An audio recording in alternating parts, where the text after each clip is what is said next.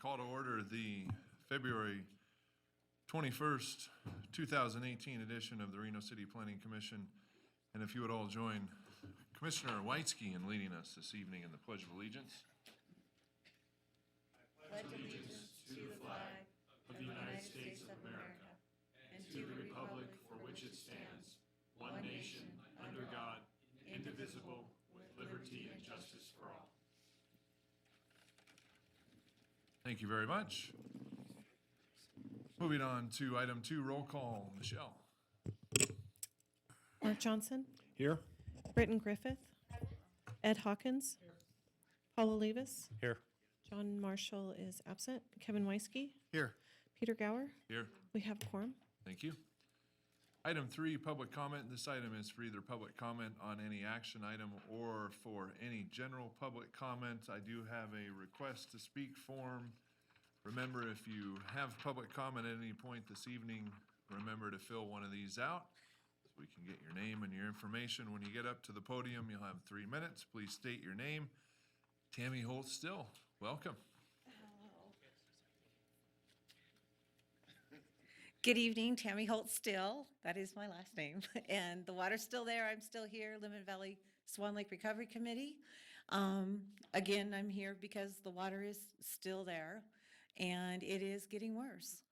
The more water, affluent water that is going into that lake, it is now not going up, it is going out. It has finally made it to the back of the berm and it is now coming out of the back of the berm and out towards Lemon Drive. Yes, there's HESCO barriers there, but there is still leaking and there's still more issues with the water, which Washoe County seems to want to ignore. Also, I have requested from Washoe County a whole bunch of information regarding their sewer facility. I don't know if anybody's been out there lately, but all you see is the top of the roof on that because of all the rock and everything, because of the elevation of the water. So we still have issues out there. We still need you to please put a moratorium on your building. Don't add any more affluent to it. We've been lucky we haven't had storm runoff. I can say with certainty that the Lemon Drive has not added any water to that lake because there hasn't been any water that has been able to make it all the way down that culvert, which is nice to know. But we have a good storm. Guess where the water will be. So again, I have to say, enough is enough. Stop developing until you fix the situation. I know you guys have heard me say it time and time again, and I'm sorry, I'm here to keep saying it until it does. Thank you. Thank you. Anyone else wishing to make a public comment on this item? Seeing none, I will close public comment and move on to item 4, approval of the minutes. 4.1, this is the set of minutes from our January 3rd, 2018 meeting. If there aren't any changes or comments, I'll ask for a motion. Commissioner Weisky, so moved. Thank you. Commissioner Johnson, I'll second. Thank you. I have a motion and a second. All those in favor? Aye. Aye. Anyone opposed? Okay, thank you. Moving on to item 5, City Council Liaison Reports. Claudia. I don't have anything from Councilwoman Beckus this evening. Okay, thank you. Then we will move on to item number 6, which I'm pleased to say is a presentation regarding the STAR communities. And Lynn Barker is here to provide the presentation. Lynn, welcome. Thank you, Lynn Barker for the record. Thanks for having me. I think this is pretty exciting for the city of Reno. I am going to be giving just a very high-level overview of our rating through STAR Communities. And I do want to just preface with each of you have a copy of our first ever sustainability report that has been published by the city. This is now online, so residents and businesses can also access the report. So, STAR Communities is it's a national sustainability performance standard for cities. It's a relatively new standard. It's very similar to LEED. In fact, the U.S. Green Building Council partnered with the National League of Cities ICMA, the National Association of Counties, and about 130 other organizations, including 60 cities, to develop STAR communities. So it was a standard developed by local government for local government to measure their sustainability performance. I do want to preface that I don't know if you saw this, but Wallet Hub ranked Reno number 31 greenest city in the nation in 2017. And that was across 4 different areas. And that is greenhouse gas emissions, transportation, energy, environment and energy sources, and then lifestyle and policy. The city, one of the reasons why I think we were ranked so well in that is that per capita emissions are relatively low in Reno because of our renewable energy portfolio and the fact that we have sunsetted our coal-burning power plant. So compared to other states that are still grappling with some dirtier energy, we've got a lot of benefit from that, as well as the increased standards for fuel efficiency for vehicles. That's also helped. But STAR communities, that's kind of a black box in terms of rating. STAR communities is a standard that is data-driven and performance-based. So this is really helping us to understand how we are doing, not only to benchmark our performance and establish goals for improving performance over time, but also to compare ourselves to other communities. The way that STAR is organized is it falls under the 3 categories of sustainability, so environmental stewardship, economic prosperity, and social equity. There are 7 main categories and 44 goal areas. There are also some opportunities to get some extra credits in innovation and process, and those are for exemplary performance in some of the 44 goals, or for instance, our bond rating would help us get us a higher or additional points.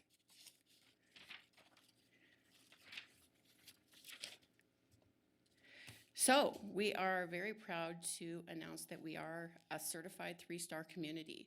There are about 750 points that you can achieve through the STAR rating system, and that's really taking a look at literally 650 either performance-based metrics or best practice actions that local governments can take. I also want to say that not all of these areas are under the purview of local government of the city of Reno, and we partnered with about 30 organizations to gather the data to report.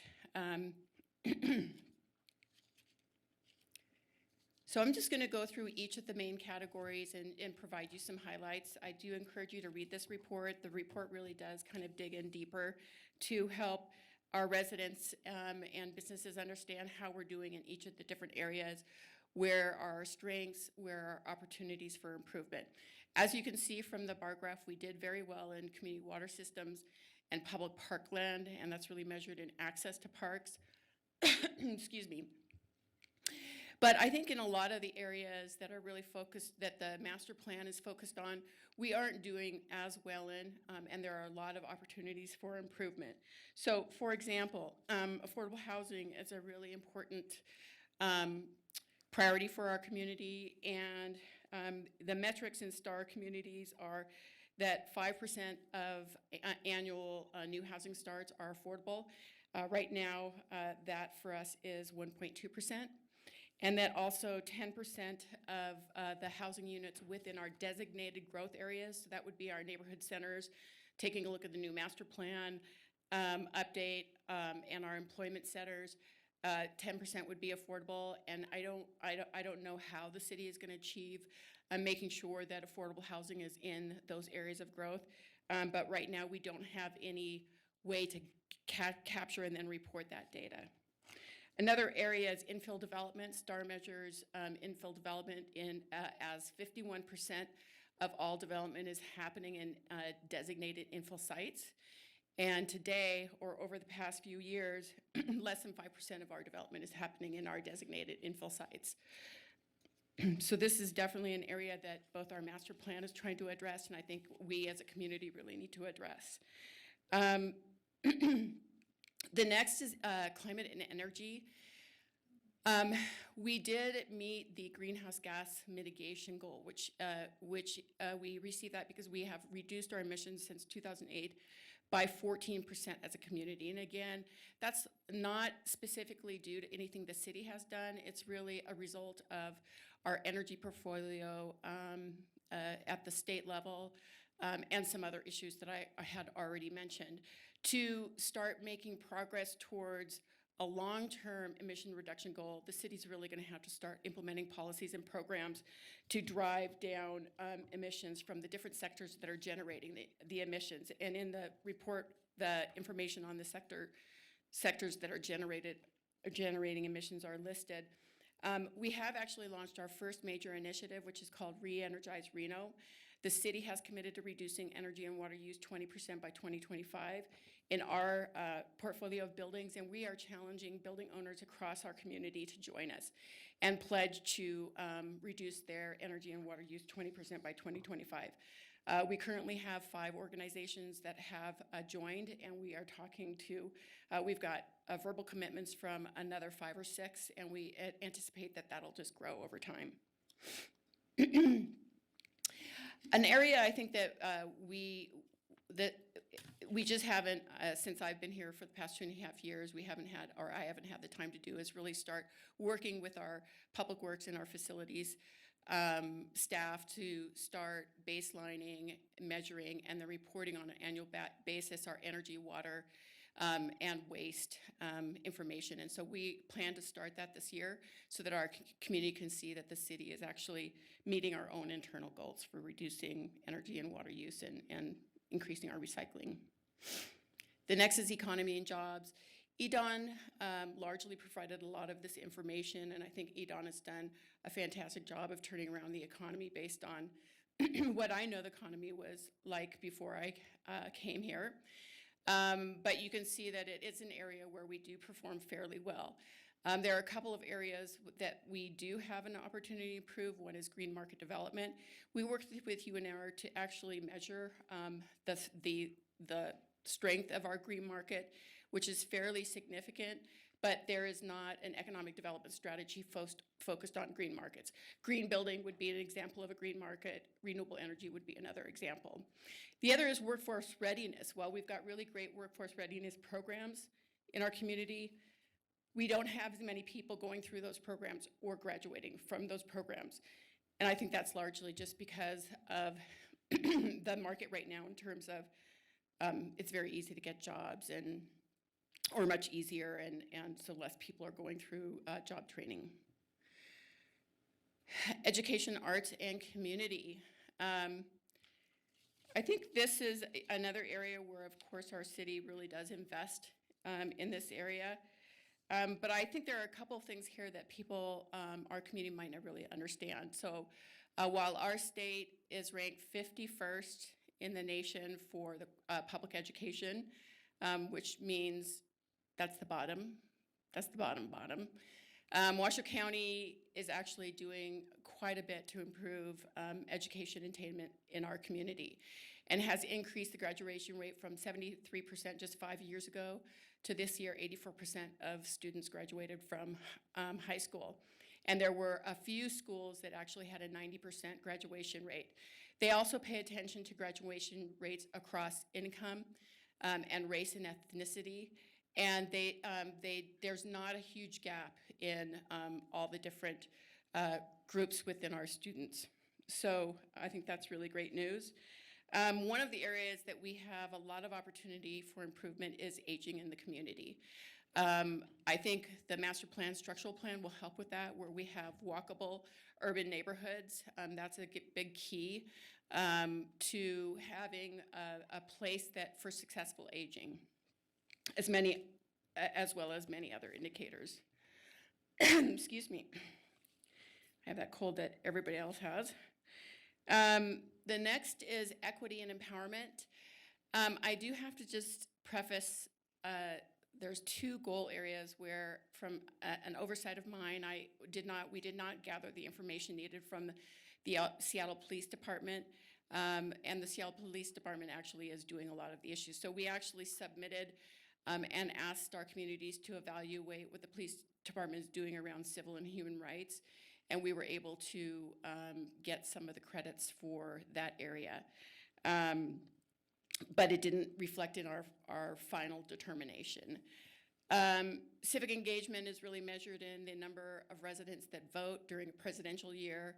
Equitable access is how our city services like Public Works, Parks and Recreation provide services to the members of our community equitably. But you can tell in this area, civil and human rights is an area where we have a significant amount of improvement, opportunity for improvement, as well as environmental justice. There has been no organization that has actually measured environmental justice conditions in our community.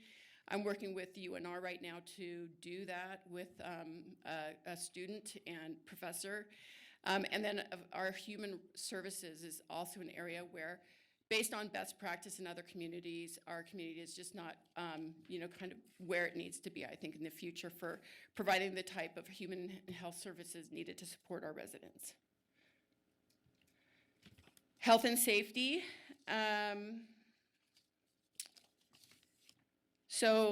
This is another area where there are many of the goals that we perform fairly well on. Our Reno Fire Department does a phenomenal job of emergency management.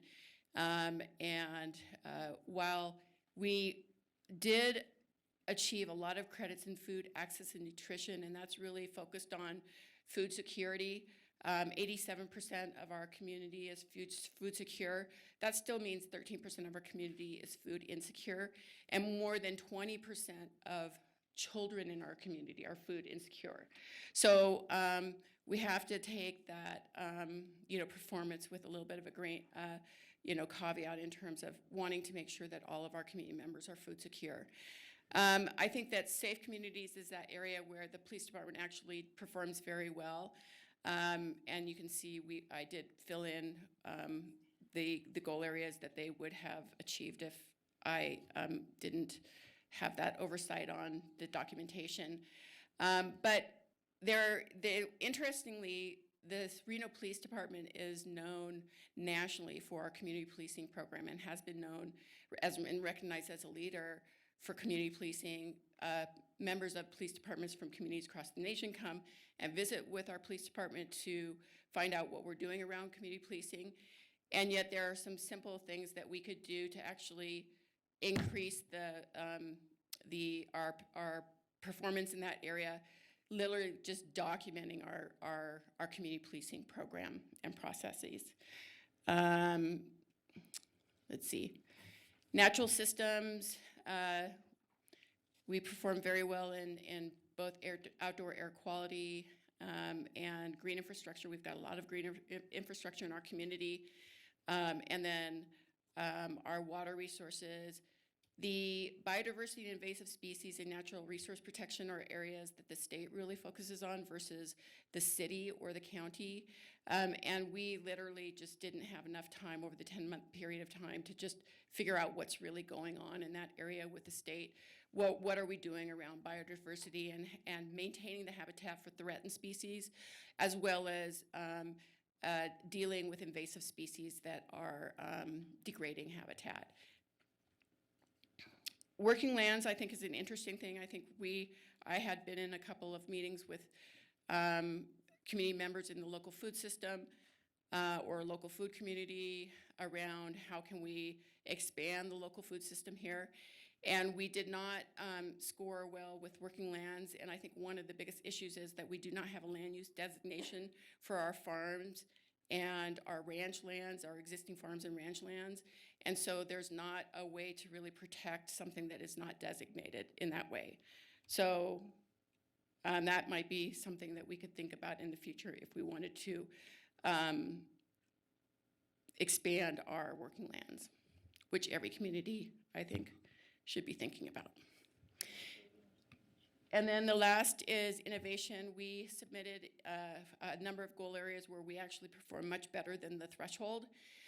For the local innovation, we submitted the One Truckee River Plan, as well as the Truckee Meadows Healthy Communities Initiative, Those are two region-wide initiatives that are addressing specific issues and that are helping our community overall. And then I just wanted to put this up. This was a huge effort with a lot of people, about 130 people participated in the data gathering and reporting process and helped us really to get to the end game, which is to benchmark our performance, figure out where we are, which will help us then set our priorities for the future. Any questions? Thank you very much. Questions for Lynn? Lynn, I have a question. So with all this information, all of these, what I'm perceiving as opportunities for recognizing the great things that the city is doing, but then being able to improve upon it going forward, how, in your opinion, can the Planning Commission help make that happen? Well, I think that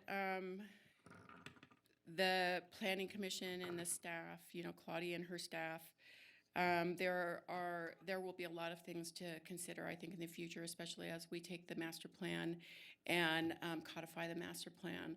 So as an example, with affordable housing, in order for us to be able to achieve 10% of all new housing units in our neighborhood centers, our corridors, our employment centers, our regional centers, I don't think there's any way of doing that unless we have inclusionary zoning as a step.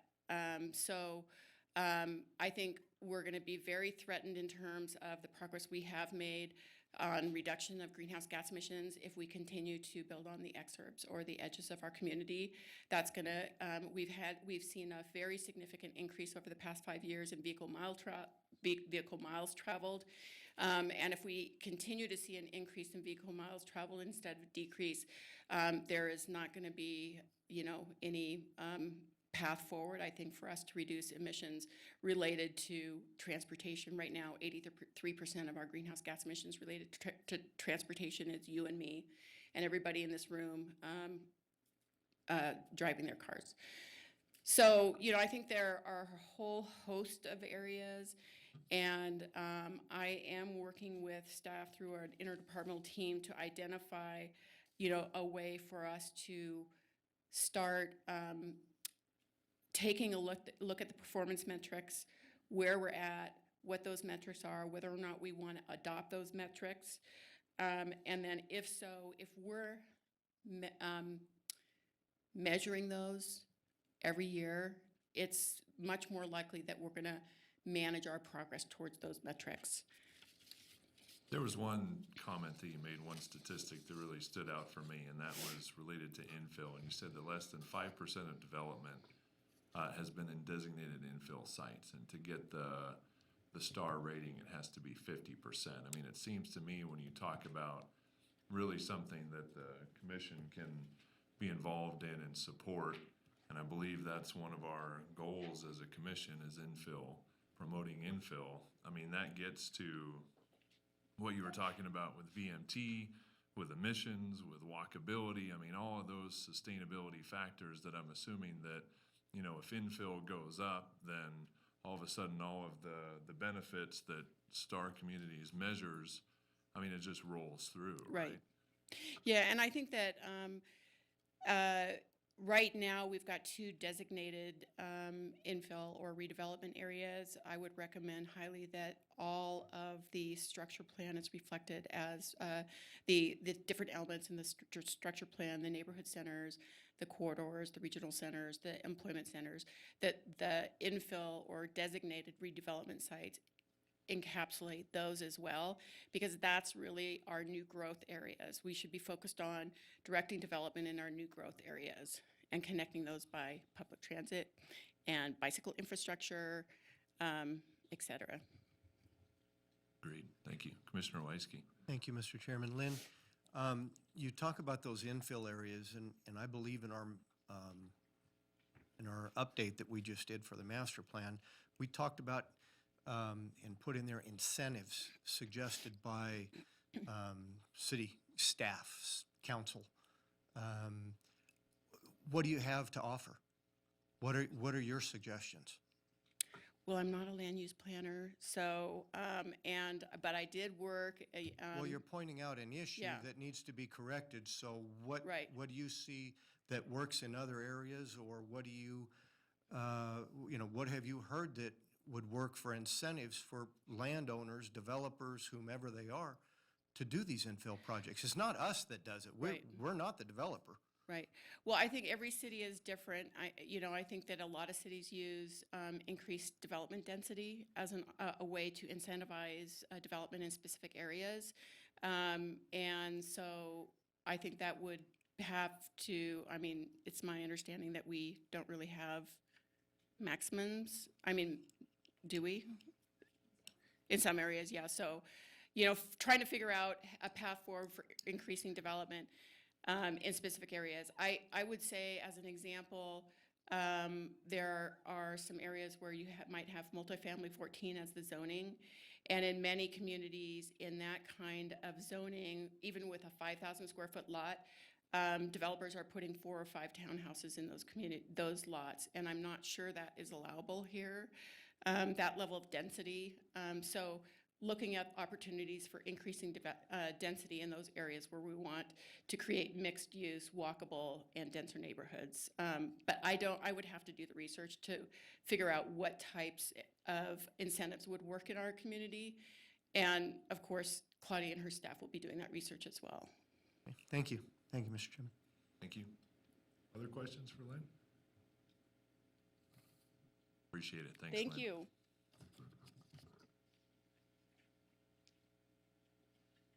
All right, we will move on then to our next presentation.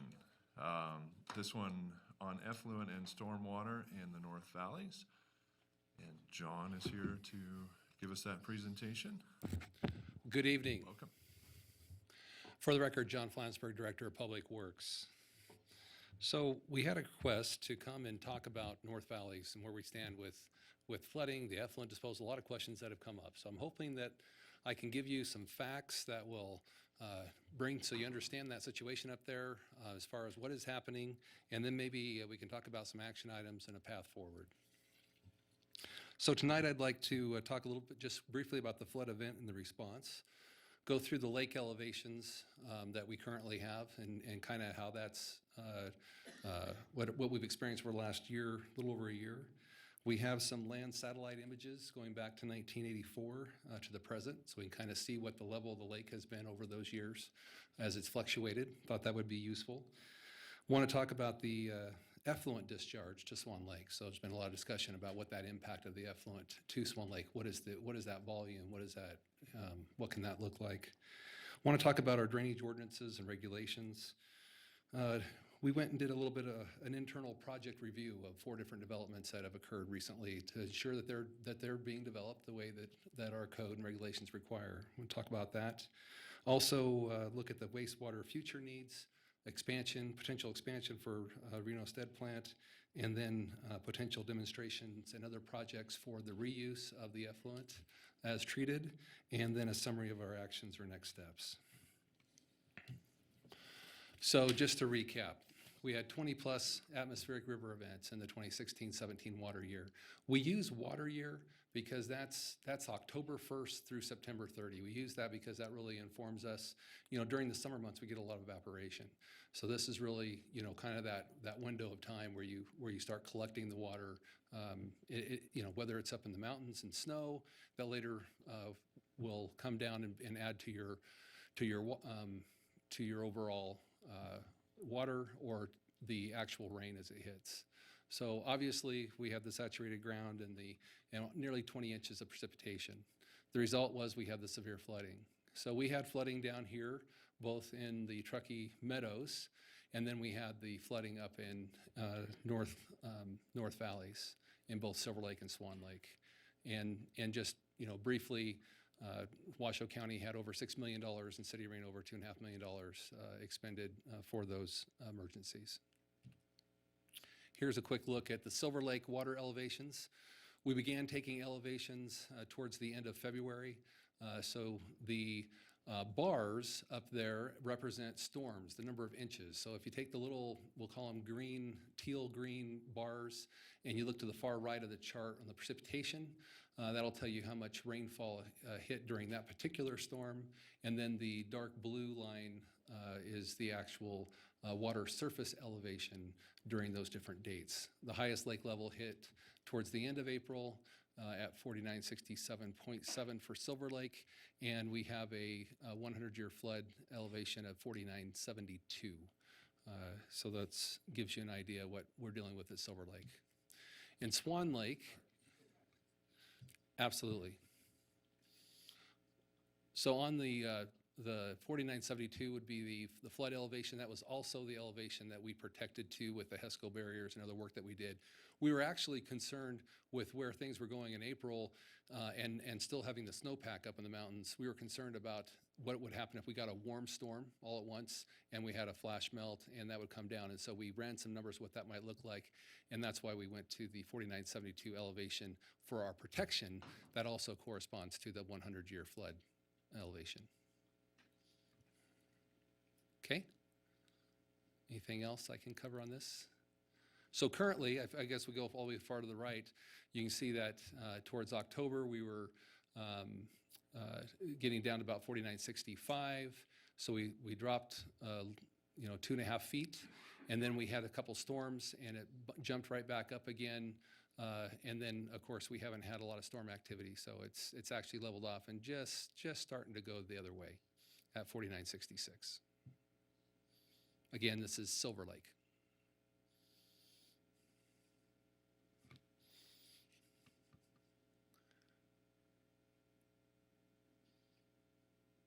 Next. At Swan Lake, the FEMA 100-year flood elevation is 4924. We actually did get up to 23.3 on April 21st. And then you can see the evaporation going forward throughout the summer. Again, end of October, early mid-November, actually, we had a storm there that jumped the lake up about a half a foot. And then we had, that's kind of where it's been at, and it's just now starting to where it looks like it's crested again for this period of time, but obviously storms could change that. The top of the HESCO barrier that was installed with Washoe County was at 4926. That was the level they were trying to protect to with their flood response.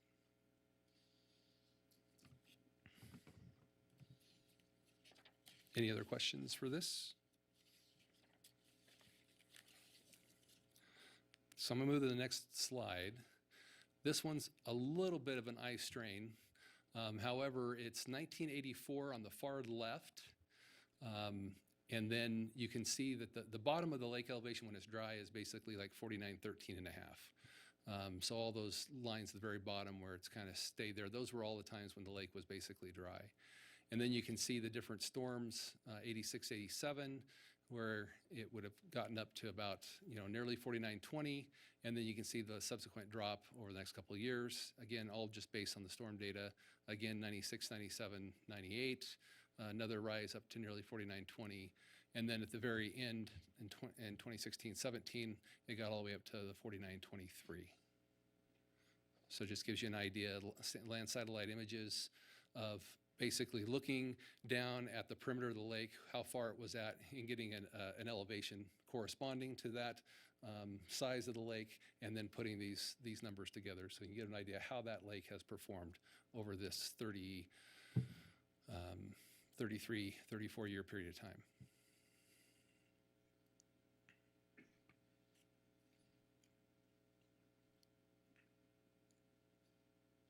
I know it's fascinating. Just interesting to see how the water, how it's behaved over the years. So I want to talk now about the effluent coming out of the Reno Stead plant. So in 2017, our average effluent coming out was about 1.9 million gallons a day. In 2017 also, we had about 430 acre feet so that 1.9 million gallons a day corresponds to about 2,100 acre feet. The 430 acre feet actually went to irrigation purposes. Typically, a typical year, we would use about 1/3 of the effluent that's generated at the plant would go for irrigation purposes. That's going to the golf course, it's going to the sports complex and Damaris Park, those three uses. And so we're using about 1/3 of the effluent. Last year, because it was a much wetter year, they didn't start irrigating nearly as soon. And so we didn't have as much effluent use due to that. But again, you can get an idea about what we have coming in. It's also interesting to note that the Stead plant is actually permitted to 2.35 million gallons a day. So that's what our permit is, which discharges to Swan, would be discharging to Swan Lake.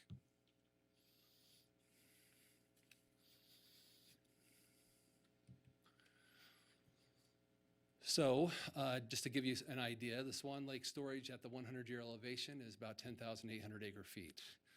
For every acre foot of water, it's that really small decimal of inches. In 2017, we had 1,670 acre feet. That would have been about 15% of the lake volume. That equates to about 8.5 inches per year. What you really have to understand about that number is it's not 8.5 inches all at once. It's not like a storm hits and it goes up immediately. That's 8.5 inches over the whole entire year that's going out. So it's a much smaller flow over that time. It also doesn't account for, the evaporative losses, although we did account for evaporative losses in the elevations for the lake. The Lemon Valley plant, they discharge about 65 acre feet per year. That equates to about 0.6% of the total lake volume and is less than a half inch for the discharge that they would have on an annual basis. I'd also point out that during this event, both plants were inspected by the Nevada Department of Environmental Protection. I would say Lemon Valley plant probably much more often than the Stead plant, even because of its proximity to the lake and just concerns of where everything was at, and there were no violations from either plant. So I just want to make sure that we're clear on that. We had no violations for the year in any of our processes. Put it into another perspective, here's a month for the Reno Stead plant effluent discharge to Swan Lake, and you can see by month how much that ended up being, and then you can see just the average monthly line there of just 1.45-ish, 1.4, 1.45. So it just gives you an idea. During the summer months, obviously, are the months when we're doing the most, the effluents going out to the irrigation purposes. So hopefully that's helpful to understand how the plant operates and where the effluent's going.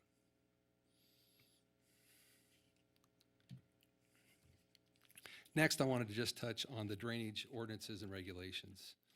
So the FEMA flood map lake perimeters were established in 2009.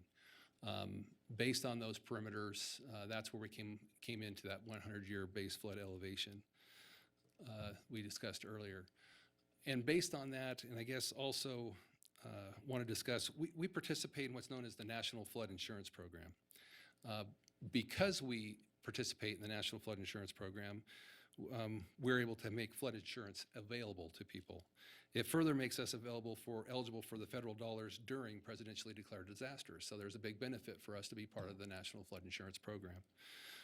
We also are audited, and we have to have certain flood standards enacted and enforced. In 2015, we were audited, and all of our ordinances met or exceeded those minimum standards. So I want to be clear about that. As part of those, in Reno Municipal Code, the flood discharge volume and velocity exiting the development after construction is equal to or less than the flood discharge prior to development, and no property upstream or downstream will be subject to increased flood levels or velocities as a result of development. So that doesn't matter where you develop in our community. Those are the standards that we are enforcing. So regardless of location, we have this in place. We also require that all construction be at least 1 foot above the base flood elevation. So if you have a building, your finished floor is going to be 1 foot above the base flood elevation 100 year at a minimum. And then in addition, For specifically addressing closed intermittent lakes and restrictions, the development within watersheds contributing to closed basins and intermittent lakes shall not raise the base flood elevation. So what we're saying there is that the development that occurs cannot cannot cause that 100-year flood elevation to be raised as set by FEMA. And that's very important. That's why in our Truckee Meadows Regional Drainage Manual, we require that the runoff is actually not just detained so that you don't increase the velocities going out, but it's actually retained. 10-day, 100-year storm is the standard that you must be able to fully retain on your site. Now, again, I want to be very clear. This isn't all the runoff. This is the runoff that is due to your development. You're going to get a certain amount of runoff from just even bare land. But this is that portion of the runoff that is going to be due to your development. You have to retain that on site. And then, of course, if you're going to build in the floodplain, you have to create flood volume storage mitigation. You've got to have at least equal to your fill going in a floodplain has to at least equal the amount of excavation that comes out. So I think it's clear that we talk about what those standards are that we have in place. Talked about doing a review of projects and wanted to make sure, hey, are we meeting the drainage standards? So Public Works, our role primarily is keepers of the infrastructure. We maintain, we have the engineering, we do capital projects, those types of things. In community development, they have their own engineering group, and they review these as they come in and make those requirements. When they have questions, they contact us, and those questions typically go through the city engineer who works in Public Works. So we just want to make sure, are we meeting these development standards or these drainage standards? And so we check these 4 locations as examples. The first one is the Wild Horse or Petco site. This one will drain to the Silver Lake, for instance. And this is a little bit unique in that they're located right next to Silver Lake. So they had to obviously do all the things that we talked about previously. They also provided for the mitigation of loss of storage volume because of where they're located, building in the floodplain. And they had to provide retention via additional storage, adjacent to their location. So anything that they were filling in, they had to create that additional storage. There was one exception. They did not have to mitigate for peak flow. And the reason they didn't have to mitigate for peak flow is because there was no way downstream of them. It was going to go directly to the lake or be part of the additional flood volume that they stored.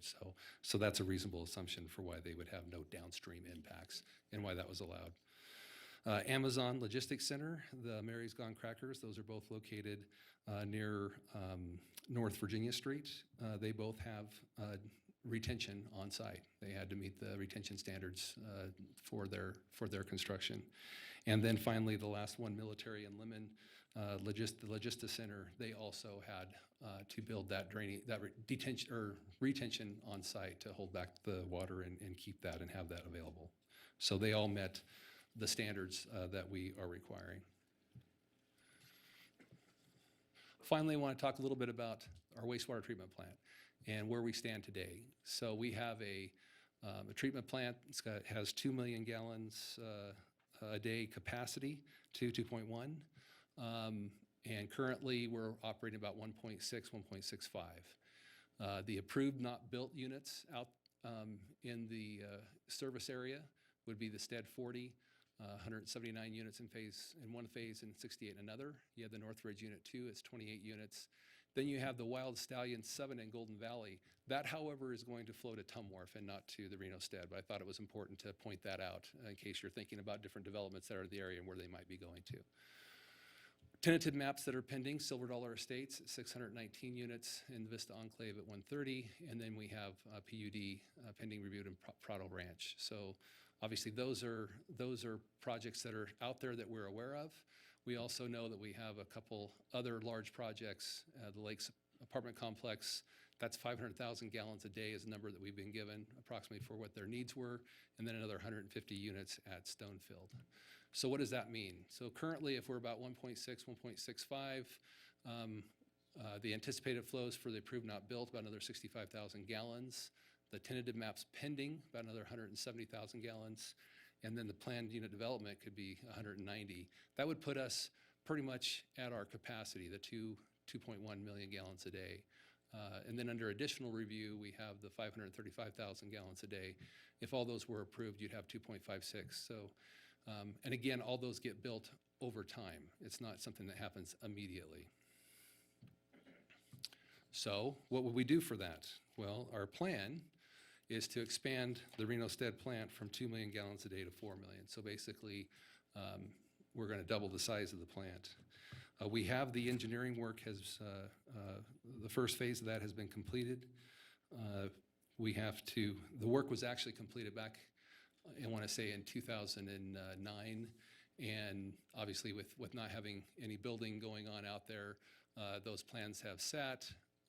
Now that we're getting ready for the next phase, we need to just open back up again, review all the processes, review the equipment that's actually was specified for the projects to make sure that everything is still current.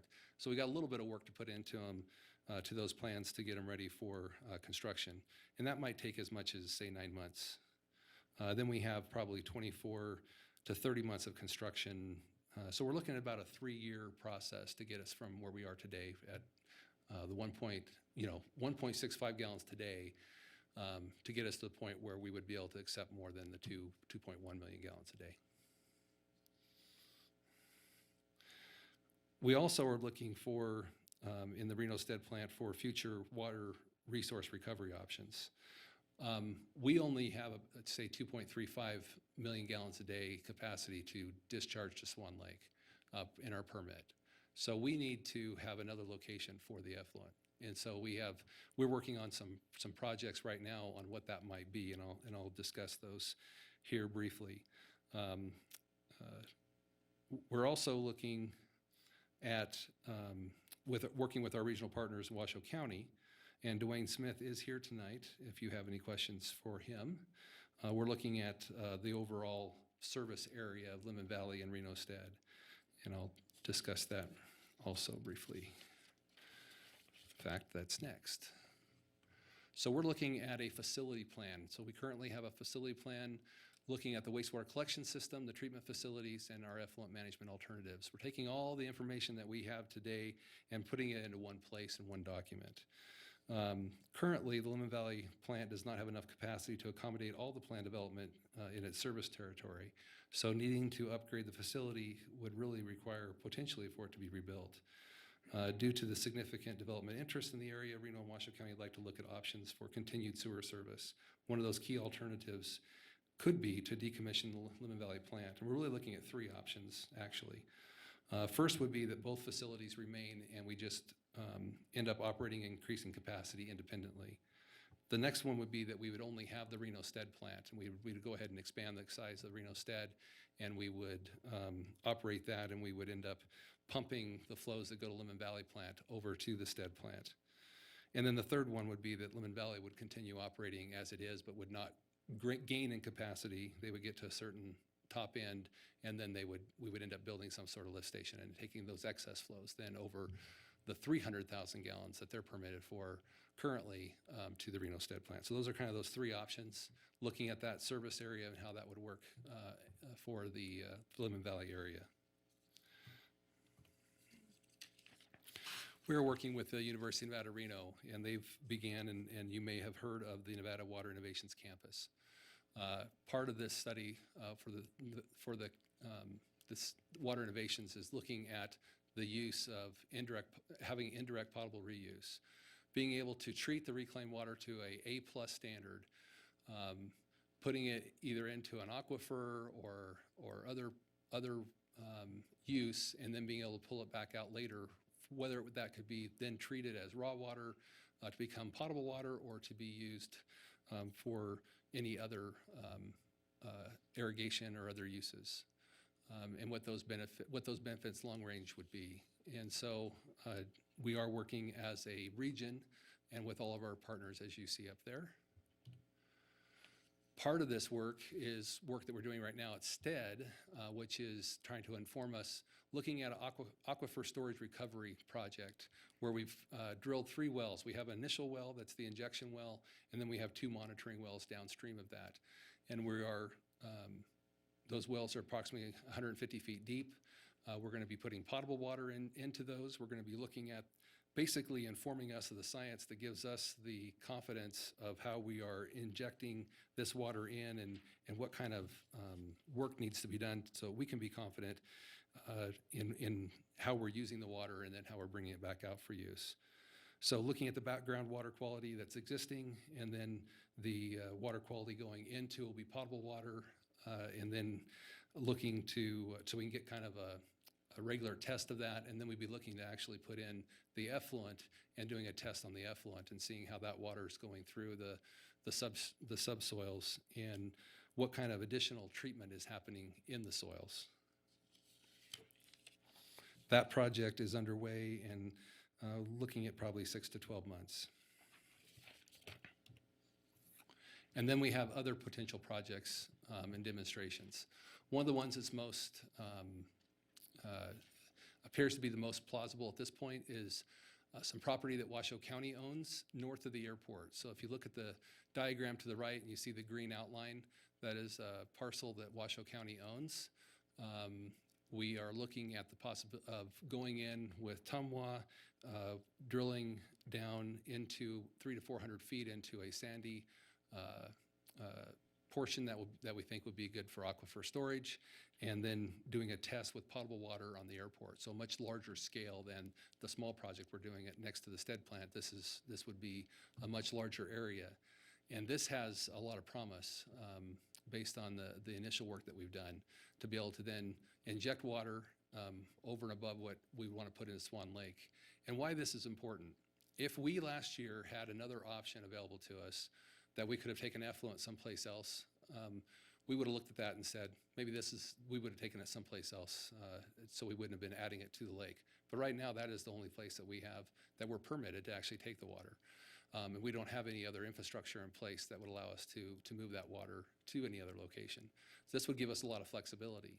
If you go back to in your mind, the land satellite image or pictures, that the lake is dry very often. Lots of times the lake is dry. We're actually required to put a certain amount of effluent, a minimum amount of effluent into the lake for bird habitat, as is Washoe County. So we really want to have this flexibility that allows us to do what would be in the best interest at any given time. And if we had this option, that would have been, we definitely would have wanted to use that. Other possible projects, there's what they call rapid infiltration basins. There's an area up in Bedell Flat. It's much further north that looks promising, that we could go up and take effluent and actually recharge it quickly into the aquifer in that location. The other project that was out there was near the Evans Ranch location on BLM property, was cited a location that would be good for a reservoir. So those were all items that had been previously investigated and could work for us. We're moving forward on the American Flats project this summer because we think it holds the most promise. Finally, the last slide, the one that we were all looking forward to. These are really the summary and actions to be taken. When I look at the Lemon Valley area, Silver Lake, Swan Lake, we definitely are, if we're going to continue growing, we're going to definitely need to expand the plant. So as you can tell, we're basically, the things that are generally approved and in the pipeline would take our plant to the capacity it currently has. And we have been planning for that expansion for a long time. We're looking at, we have this Lemon Valley Stead facility plan where we're going to be able to bring both agencies together, working collaboratively to say what is in the best interest of the customer. When we do our planning, we think it's most important to say what's going to be the least cost to the end customer, because they're the ones that are paying for the service. And so that's why we think it's important for us to work together in that way. When we finish that plan and we get those dollars put together, it's going to inform us on what those connection fees should be. Because that's really how you do connection fee studies, is you look at what your growth and what the end result's going to be, and then how many connections that's going to be, and that kind of informs you on where your connection fees are, and compare that to what your existing connection fees are. So we need to do that. We need to review or update the development code. We have a lot of things in there that are good now, but maybe there's some more things we need to do. Maybe there's some additional mitigation requirements that we should be looking at. When we go in to put deep retention sites, We need to, think about things like saturation and groundwater and where those are and where what's really going to be storage and what is not really going to be adding to that storage. We need to look for a site or maybe multiple sites for a regional mitigation project. And what I mean by that is, can we find a location or can we get a project permitted and ready to go so that as developers come in and want to build and need to come up with some mitigation, that they have a location that they can actually do that, where they can actually either go do the work or they can pay some sort of fee and a contract can be set up and we can have the work done by a contractor. So we need to look for sites that can do that creates that volume flood mitigation storage up there. And finally, I think it's very important that we look at raising the elevation of Lemon Drive. We cannot have a regionally significant road, as Lemon Drive is, and have it be closed or shut down for months at a time because of the elevation of the water. We need to raise the level of the Lemon Drive up so that we continue having the traffic flow to back and forth, especially if we're going to continue having development in that area. A lot of these things we're talking about tonight are going to have cost implications to them. And a lot of those things are going to be implemented through growth and development. That's where you're going to have that. If we don't have the growth, then we will have the situation we have today. And you could look at that argument in either way. But I just want to present you first with kind of the facts of where things are, kind of seeing how the land satellite images, the lake level, the evaporation amount, those types of things that we've been seeing, how much effluent really has gone into the lake, what is that percentage, which is actually fairly small when you compare it to the storm volumes, how that's over a long period of time, but then also looking at what are these other items that we'd really like to see or should see happen, and we should be looking at how we condition the developments that are wanting to come in. So that concludes my presentation. Certainly able to answer any questions. Great, appreciate the presentation. Questions for Mr. Flansburgh?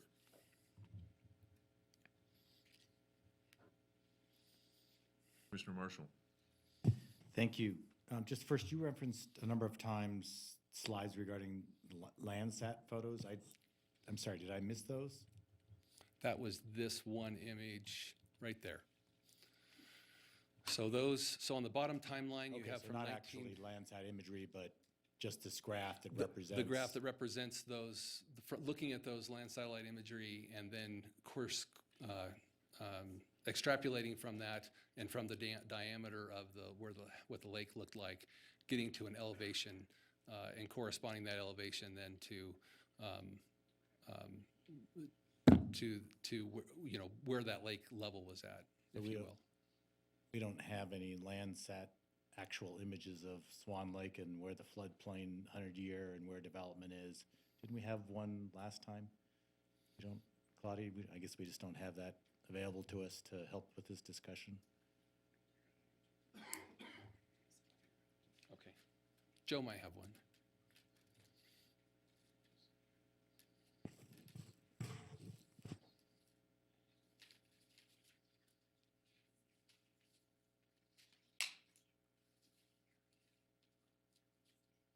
Yeah, so when I spoke of the land satellite, I was really looking at this kind of informing where the lake elevation, seeing how it fluctuates over time. Just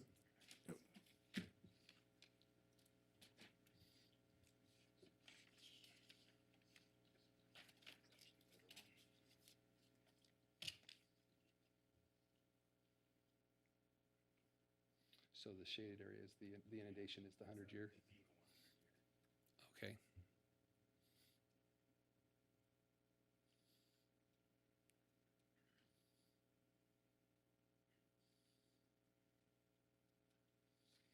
so can you walk me through that? Sure. So the bluish area through here, all this this is what we call an inundation map.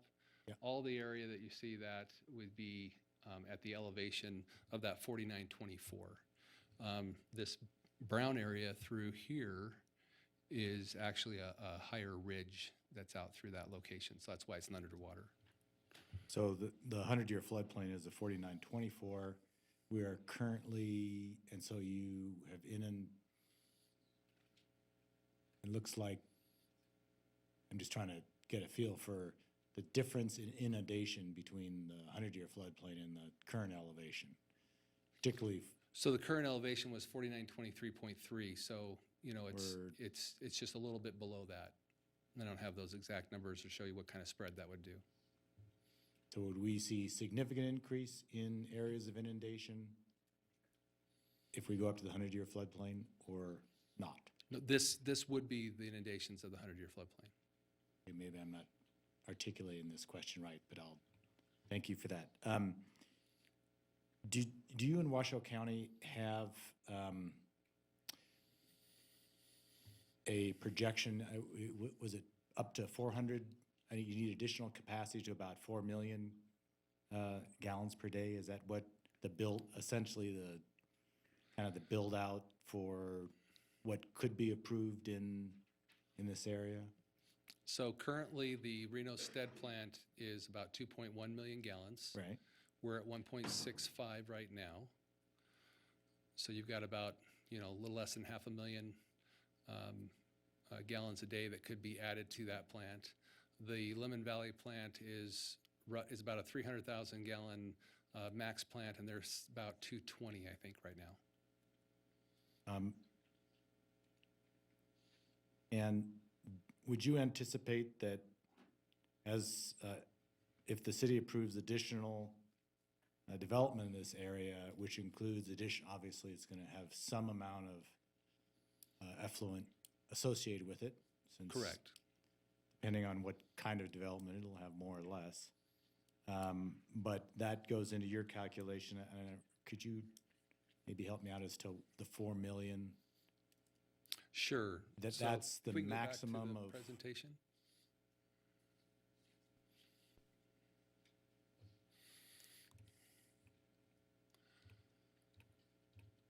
Let's go into.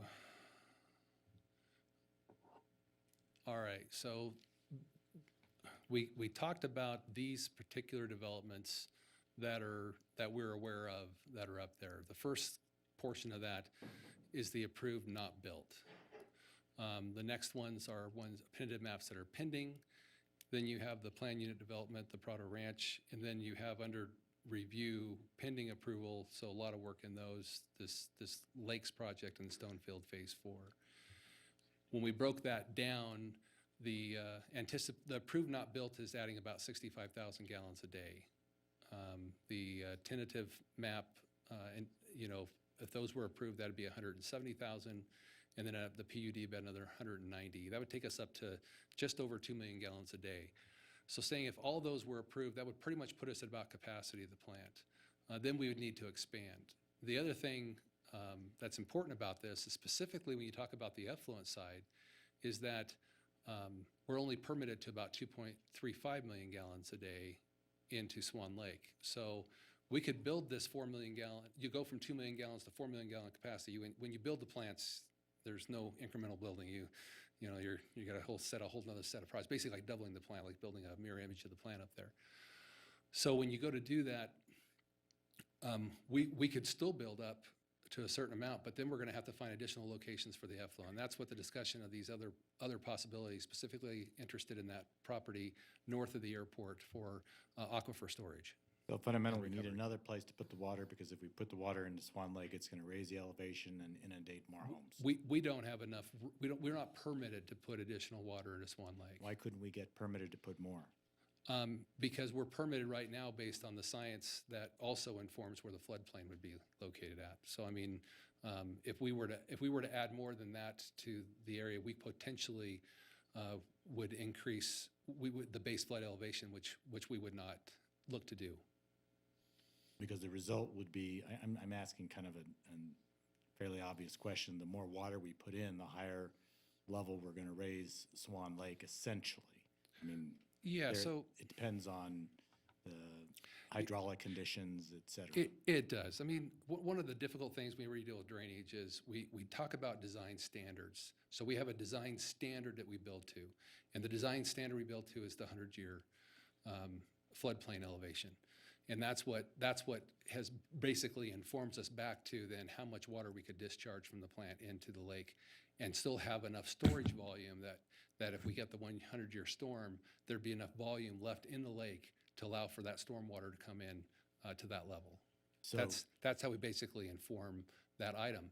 What I can't do is I'm not able to just dial up a 100-year storm or we get them in all different kinds of increments. We don't know what's going to come at us. So we have to build to a standard, and the industry standard has been typically the 100-year floodplain. so, but what the consequence of that though, and really my interest in this is because we have to make these findings every time. Understand. One of these projects come forward, and so on what basis do we say for a special use project or for any other, finding we have to make that we're not going to be causing harm to, other existing development, that we're adding additional inflow into Swan Lake. They'll have, not unreasonable conclusion that it's going to increase the elevation of Swan Lake, particularly if with effluent, it's not variable, it's consistent. Correct, and it's a smaller amount over a long period of time. And so, and I assume, as we, even though I agree with you that our regs allow us to develop to the capacity of the plant, and which is in some ways based on the 100-year floodplain, but the consequence of that is to inundate more area around Swan Lake that has development associated with it. Is that is that a correct logical No. flow? So No. tell me why not. So the plant was just built, and it just happens to be this 2.1 million gallons a day. That's how it was built. That's what it's designed to do. The permit condition that actually informs us on the effluent side is that we are permitted for nothing more than 2.35 million gallons a day discharge to Swan Lake. So when you add those things together, that's why I'm saying we could build the next section of plant with 4 million gallons a day, but once we get up to a certain level of flow coming to that plant, we would not recommend to you to do any approval. We would not be able to make the findings if we didn't have a place for the additional effluent to go. We have to develop those other sites, whether that be a reservoir, whether it be this aquifer storage recovery. That's probably before we because do that. you're capped by the 100-year floodplain level. Correct, and that 100-year floodplain is more associated to the permit condition of how much effluent we can discharge to the lake. So, but up to that point, let's assume that, take that and say, if you go over a 100-year floodplain, you got to put it someplace else. You can't put it into Swan Lake. But below that, and we're below it now, if we continue to authorize permit development, we're going to be effectively raising the level of Swan Lake by some amount, some incremental amount with each approval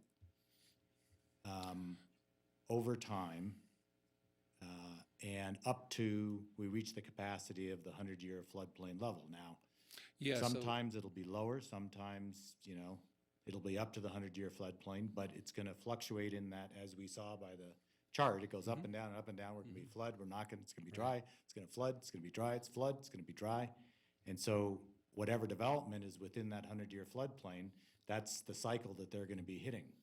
So you have to look at that the overall amount of effluent is only 15%, 15% of the total volume within the lake at the 100-year floodplain. So it's it's that 15% isn't happening all at once like a storm is, it's happening over time. So I think that's an important point to understand how that works. So, and what I take from that, first of all, as we add more effluent, that percentage goes up because it's a greater percentage of the volume of the lake. How much, who knows? But as we authorize additional development, that percentage will increase. Maybe because 17%. Maybe, It'll be- I mean, it's we can say it's again, probably a relatively small amount. relatively small amount.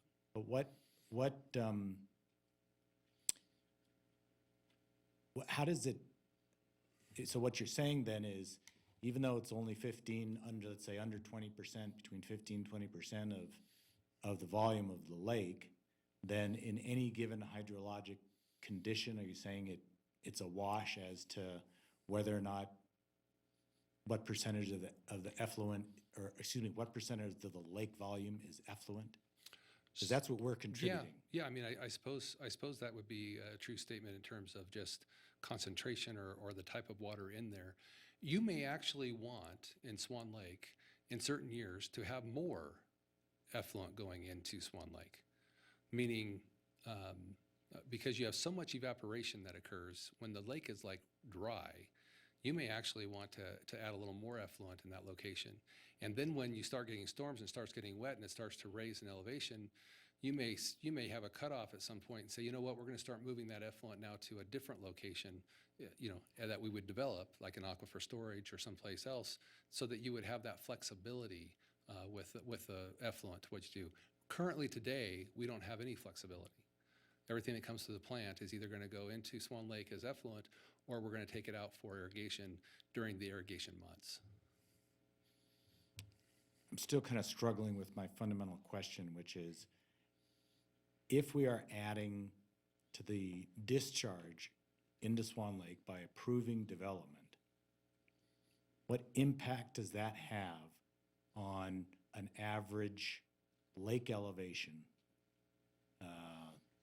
If we're adding, let's say we add, and unfortunately, So the impact was,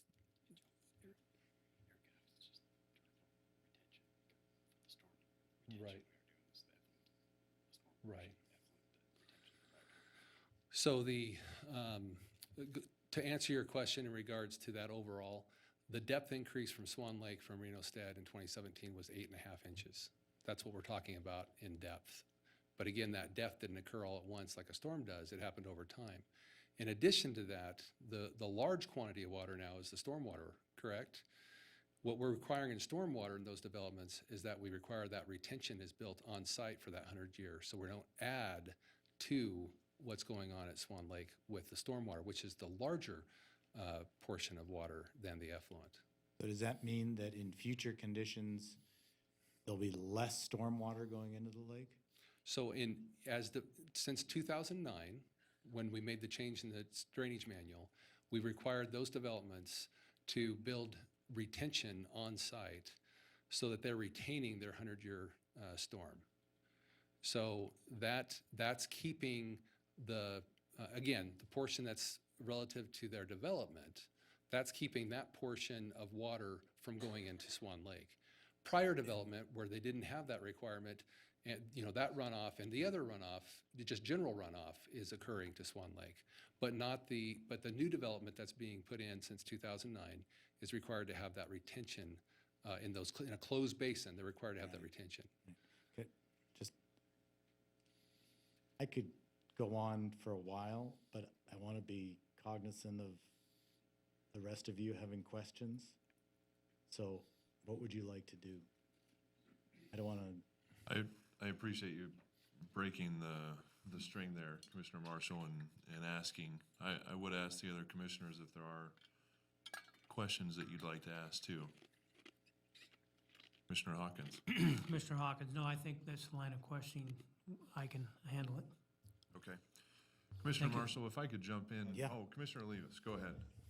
Yeah, Commissioner Levis, I guess kind of following on this, and maybe it's just a different way of asking the question, but first, did the 2009, excuse me, the 100-year map, did that include the impacts of the effluent going into the lake?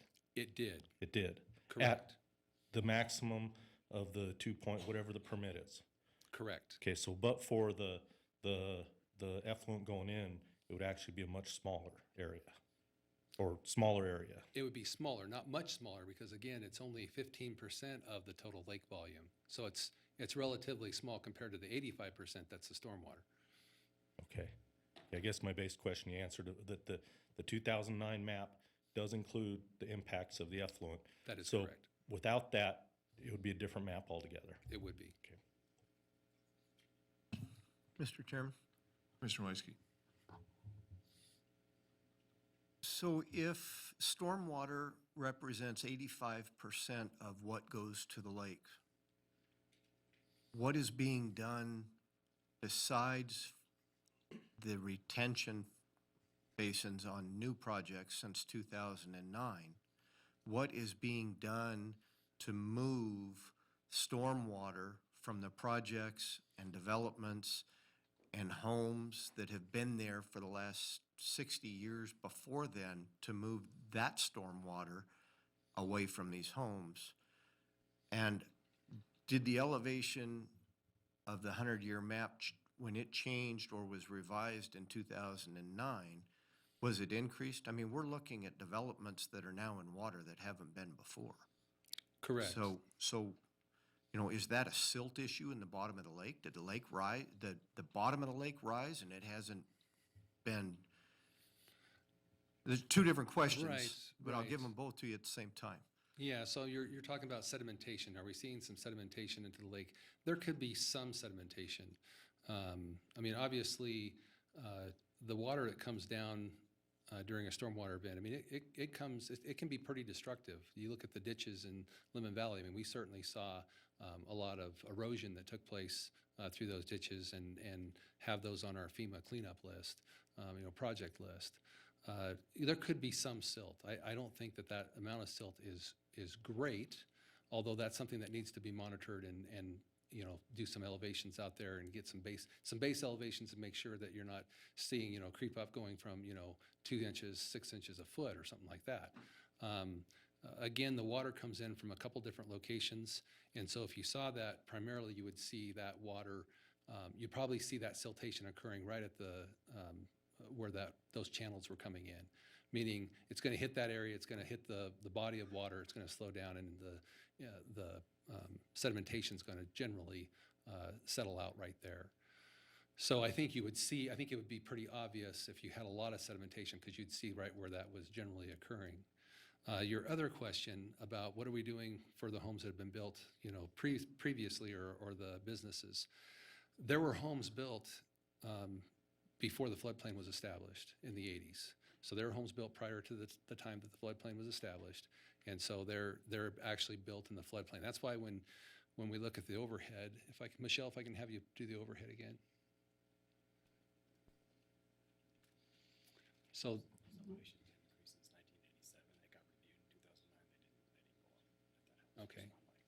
Okay, so what Joe was just mentioning to me is that this elevation was reviewed in the 90s. It was set in the 80s, it was reviewed in the 90s, and they did not change this elevation. It stayed the same that it was. But there were homes built out here prior to the floodplain being established that actually showed that those locations were in the floodplain. So what's being done to move that stormwater? I understand what you're doing, and I love your explanations for your affluence and your discharge. That makes a lot of sense to me. And it makes a lot of sense what current developments that we've looked at, reviewed, some we've approved, maybe we haven't approved, what's happening with their stormwaters. But the rest of this area has stormwater coming into this lake.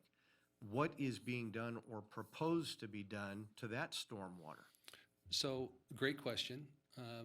In the presentation, the last page of the presentation, we talked about, a regional mitigation project. So maybe there's coming up with a location that we could actually add flood volume storage, most likely at the Swan Lake general area, looking for locations that we could actually create that additional flood volume storage. Part of that may be through development as it comes in, as they need portions of that. Part of it would be that we may want to build some of that. Funding is always an issue, how you'd fund that. You might set up a special assessment district to the existing, those that are in there existing that would benefit from having additional flood volume storage built.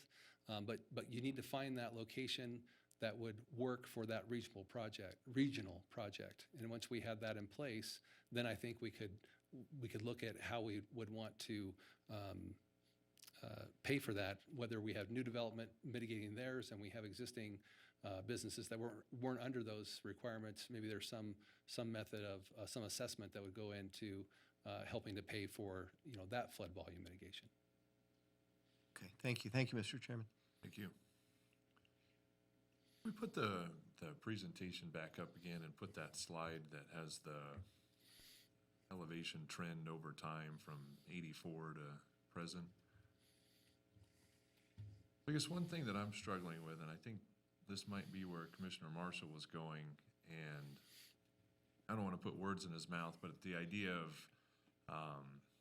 essentially the resiliency of that system to be able to accommodate flows over time. And I'm looking at, in particular, the 97, 98 spike that we all know was a pretty significant flood event.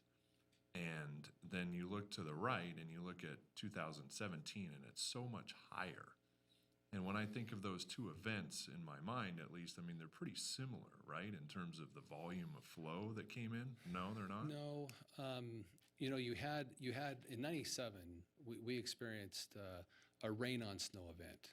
So when you look at the Truckee Meadows, for instance, we had a lot of damage in the '97 flood here because we had so much, that warm storm on top of a pretty significant snowpack that melted it right away, and then all that water came right down the canyon and into the river, and we had to accommodate all that in a short period of time, and so it spread out. So that was a significant flooding. In the 16-17 water year, we had 20 individual storms, and some of those were very significant storms. It just is that it just kept pounding. It wasn't that one of those storms was significantly large. There were some large ones. It was that we had so many of them back to back to back to back all through the winter. It's like it was just we were zeroed in, and the storms kept coming out of the Pacific and just kept hitting us.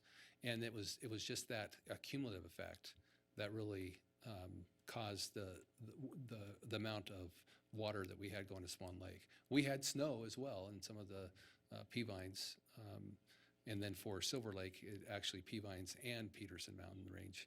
But primarily it was just the sheer number of storms. It wasn't just one storm event. And we a lot of times see that. And that's what makes this more difficult than a river rain environment. Because a river rain, it comes in, you might have, 24, 48, 72 hours of flooding going on, and then it dissipates, and then you get right to the cleanup. This one here, it just keeps filling and filling and filling. There's no place for it to go. So I guess with that kind of scenario, I mean, if it happened again, and we're making these small but incremental changes, I mean, do you perceive that there's a change in the resiliency of that system? If all things stayed static and you have the same amount of inflow, and I guess your only other variable that would change would be that inflow of effluent. I mean, over time, your ability to accommodate that same amount of flow is going to be less, right? So I think we need to do two main things. Well, three. I think there's three things that have to be done. I think we need to raise the elevation of Lemon Drive because we've got to be able to have that road not be underwater.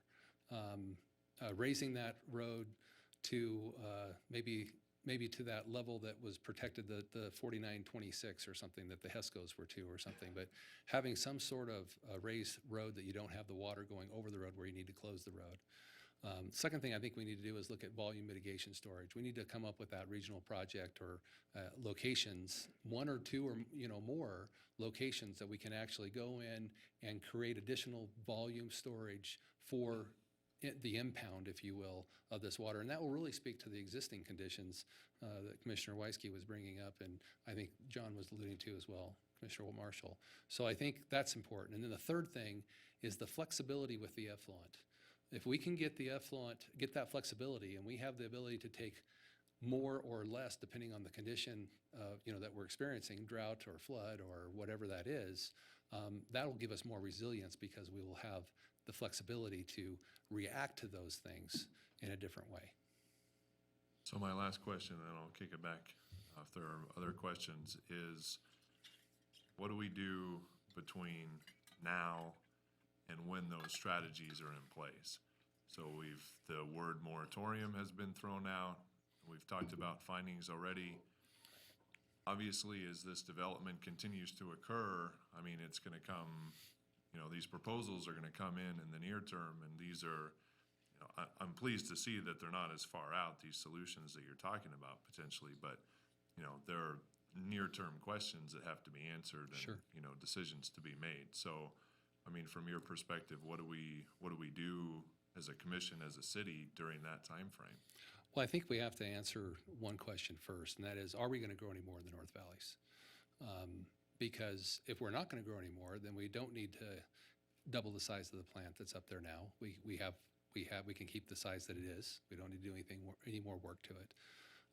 But the question is, what are the solutions? How are we going to then get the Lemon Drive elevated, and how are we going to create this regional mitigation storage project and pay for those things? I think growth is going to help with some of those, help us to mitigate that.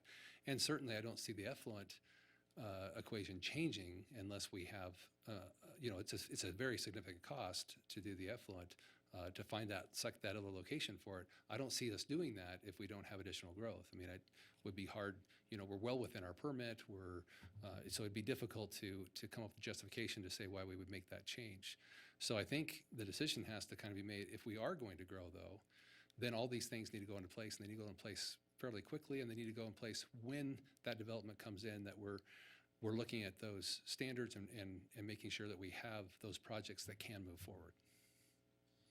And we have the surety, because the other thing on the STED treatment plant, I don't have, $50, $60, $70 million in the bank that I'm waiting to go spend it to do the expansion. We're going to be bonding for that. And if we bond it, we're going to be needing to get the connection fees are going to be helping to pay the bond back. And that connection fee is going to be paid through the development that occurs, which is also going to include that component of the effluent. So I think that's really the decision to grapple with. I wasn't trying to come here today and tell you how to, you should do this or do that. I'm trying to lay out the facts and give you some things to consider and what that might look like and what some of these options are. No, I think we all appreciate that. I mean, these are questions that we grapple with too on a regular basis sitting here. So it's great to get your feedback and input on those. Commissioner Johnson. Thank you, Mr. Chair. Just timing-wise, you mentioned a number of the items that you're currently testing on these different options. Do you have, I didn't catch a time period for when you thought you would have results and understanding of the viability of these different options? Is there, we're talking time frame, we're talking about things that are going to happen. Dollars aside, when would we even know what's viable and what's not viable?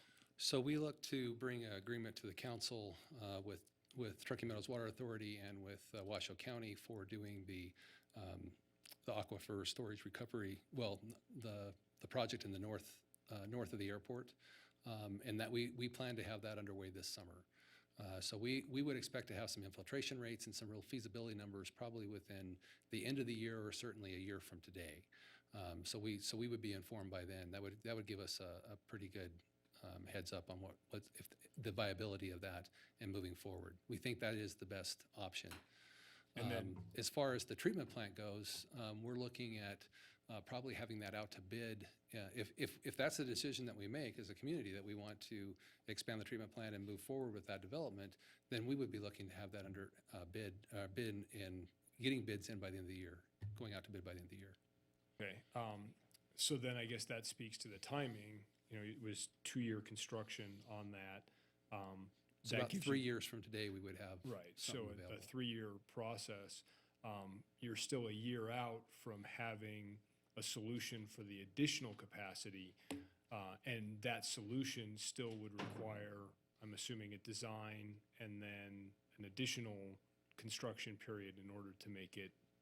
When you say the capacity, I'm sorry, I'll back that up.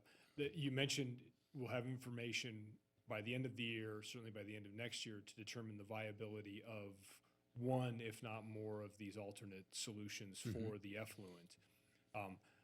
That is still, having a solution is still different than having a project and that ready to go. So in my mind, that to me, and what we're looking at is a more critical aspect than the expansion of the plant, because until you have another place for the effluent,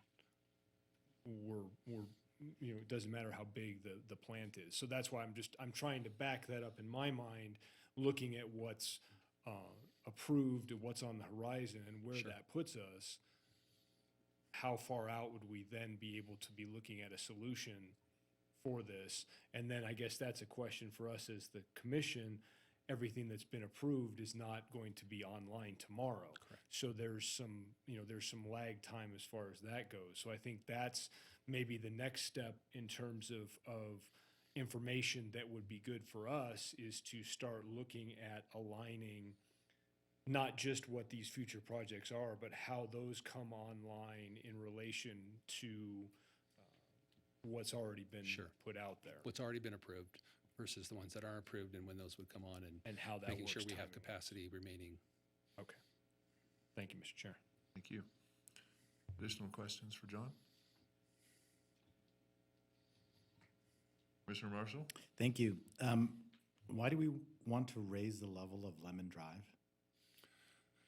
Because as we saw, the level of Lemon Drive was below where the water even came to this time. So we had to close Lemon Drive. It's a regionally significant roadway. So we had to look at ulterior, alternate transportation routes.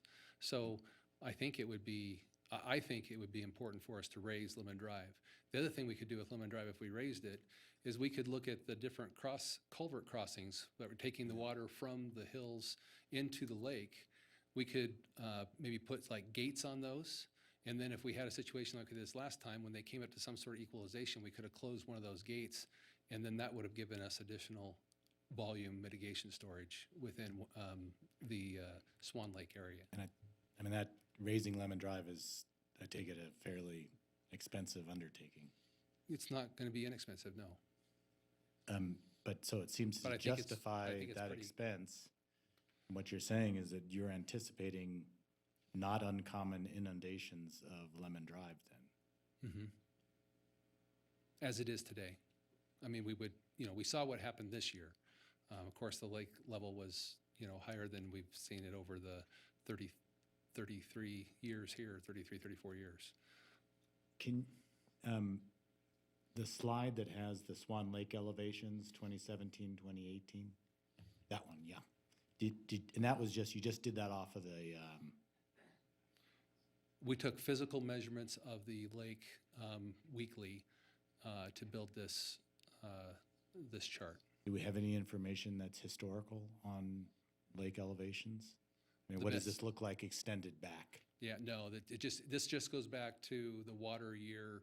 We started October 1st and showed the storm data, and then we didn't begin actually recording lake elevations, doing physical elevations on the lake until the mid-February.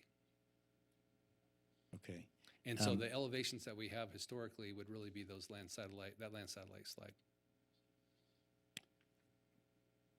What is, I think when we had some discussions the last time we wrestled with this with the project, we talked a lot about interaction between the groundwater and the capacity for infiltration. Is this, what are we assuming, in terms of the ability to maintain at a level, not even a 100-year floodplain, but lower levels regarding the availability of a groundwater basin to help with infiltration? Or are we just assuming that there really isn't any and we're just relying on evaporation to? Well, evaporation is the biggest driver of the water, leaving. We don't get a lot of infiltration. There's some. There's also some water moving underneath that's heading to the lake. I think we saw that during the year. We would have expected in a general year to have more than just 2.5 feet of evaporation in the lake. We would expect to see a little more than that, but we think things were just so saturated that we believe there was still probably some water coming in into the lake subterranean. I think that's all the questions I have. Okay. I have more questions, but I don't think I have the capacity to articulate them well. And It's tough I'd- to articulate I'd these kind of appreciate- questions. yeah. Mr. Chairman? particularly something like this, getting this ahead of time so I can, to the extent, next time if you can, that would be wonderful, so we can stew over it and see what it is that I can glean out of it. But thank you for answering the questions. I appreciate the information. Commissioner Weisky? Thank you, Mr. Chairman. John, I just kind of want to rehash this in my mind just to make sure that I'm thinking about it logically. Even with the expansion of the sewer treatment plant up to the 4 million gallons, we're still only talking about 15 to 20% of the water going into Swan Lake, correct? Correct. So there's still 80 to 85% of the water in that lake that goes in from whatever events based upon stormwater. So, and I've been writing down a lot of numbers, and I'm kind of like Commissioner Marshall here, who's said, there's some numbers in here I'd like to dissect and really get my hands around and look at it a little bit differently. It wasn't easy to put together either. I'm sure it wasn't. I'm sure it wasn't. But there were some really good numbers and some great information there. And for the way that we would look at findings, it's critical, I think, for me personally, to understand the difference between wastewater or effluent discharge and stormwater discharge. So if I could, just to put that comparison out there, the total amount of effluent that went to the lake for last year, 8.5 inches from Reno, a half inch from the Lemon Valley plant, so 9 inches. Okay. And that's based upon an overall of 13 and a half feet of actual depth from bottom of the lake to the 100-year event. Actually, I think we're looking, if I go back to the land satellite images, I think we're about 4913.5 up to the 4923.3. So you're looking about 10 and a half feet basically to get to the 100-year floodplain. Okay. And so we're talking 9 inches, but I also want to make a point, that's over time. That doesn't happen in one day, that happens over the entire year. And now I want to put another number in your head, and that is that 2.5 feet of evaporation that we experienced just through the summer. Okay, so that's the summer, but typically the events that cause us the most problems happen in the dead of winter, so you're not getting the evaporation. Correct. Okay, so let's focus on, and that's what I'm trying to do, is stay focused on when we don't have the evaporation and we have a saturated ground area, or as you just responded to the question of, we don't count on the ground taking it up, we count on evaporation. That's great. Primarily. But so really what I see is an issue of how the stormwater is dealt with and discharged as quickly as possible at a peak event when we have a lot of stormwater building up. And whether it's a reservoir, whether it's piped north of the airport, whether it's piped northeast, and I think it's referred to as Hungry Valley, is that right? Going northeast, up towards Winnemucca Ranch, there's a valley up in there. I mean, there are areas to pipe that water, but we've got to have the means to do it, to take out the peak events. And that's why we required in 2009 not just the detention, but the retention requirements for those projects, because we need them to store their 100-year increase flows on site. Okay. Thank you very much for you're confirming correct. what I'm thinking. I always look at the 80-20 rule, right? And we're dealing, 80% here is the stormwater. Yet we've spent 92% of our time tonight talking about sewer discharge, effluent discharge. Thank you. Commissioner Griffith. Thank you, Mr. Chairman. So I think we're all getting to the same point on the commission that we're not looking if we have an issue in the future. We have an issue right now. So looking at solutions, my only curiosity is if, as we start to delve into this, I don't think there's a question if there's going to be more development in the North Valleys. There probably will be. There already has been enough that we have this influx that's causing all of these issues. So I'm curious, there has to be somewhere else, either in the state or in California, that between development and floodplain mapping being changed, that this has occurred in other locations, right? Perhaps that's something that we could look at and see.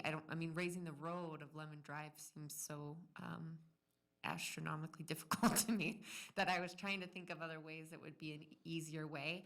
And when we know that that's something that's come up frequently for Tri-Center and things like that. So I just was trying to to brainstorm on some solution base before we left here on such a negative note, that these numbers are our first start, and it's really appreciative that they were brought together so we can at least get moving in a good direction. So thank you for doing that, and those are my only comments and I think the questions. difficulty when we look at Swan Lake and we look, it would be, it would be so much better if we had like 4 feet of water all the time, and then once in a while we got up to 10, right? And we were dealing with that. But we go from no water, pretty much, from a dry area to where we have the situation we have today. So, one of the challenges is you're trying to size your, whether it's a pump or piping or whatever, you're trying to size that for the high end, and yet you may have an asset that's hardly ever used. So, and then if you have the receiver on the other end, they don't want water just every 5 or 6 or 10 years. They're going to want water, every year, because they're going to have a use for it. So that's kind of what the quandary we're in, I guess. Commissioner Hawkins. Thanks, Mr. Chair. John, I understand there's a word floating around that the Indian colony might be interested in some of the effluent water. Mm-hmm. Is that viable for us? We are looking into that. In fact, Joe Coudrier met in the last couple of weeks, so that is also something that we're looking into. So it's not just one or two things, and it may be multiple solutions. The reason why I ask is because that would involve federal dollars, and we might be more apt to get money for doing this than going in another direction.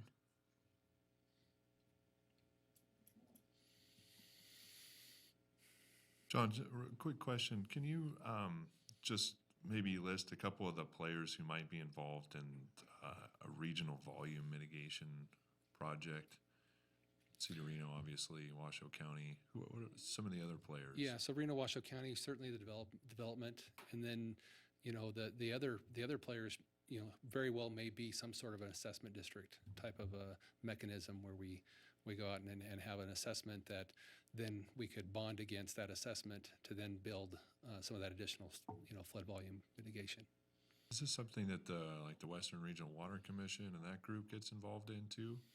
So I serve on the Northern Nevada Water Planning Commission, so we're the technical advisors to the Western Region Water Commission, and so that could very well be something that we would certainly have some of those discussions, because that kind of informs our overall regional water management plan, which is overseen by the Western Region Water Commission. Okay, great. Thank you. All right. Mr. Chair. Mr. Johnson.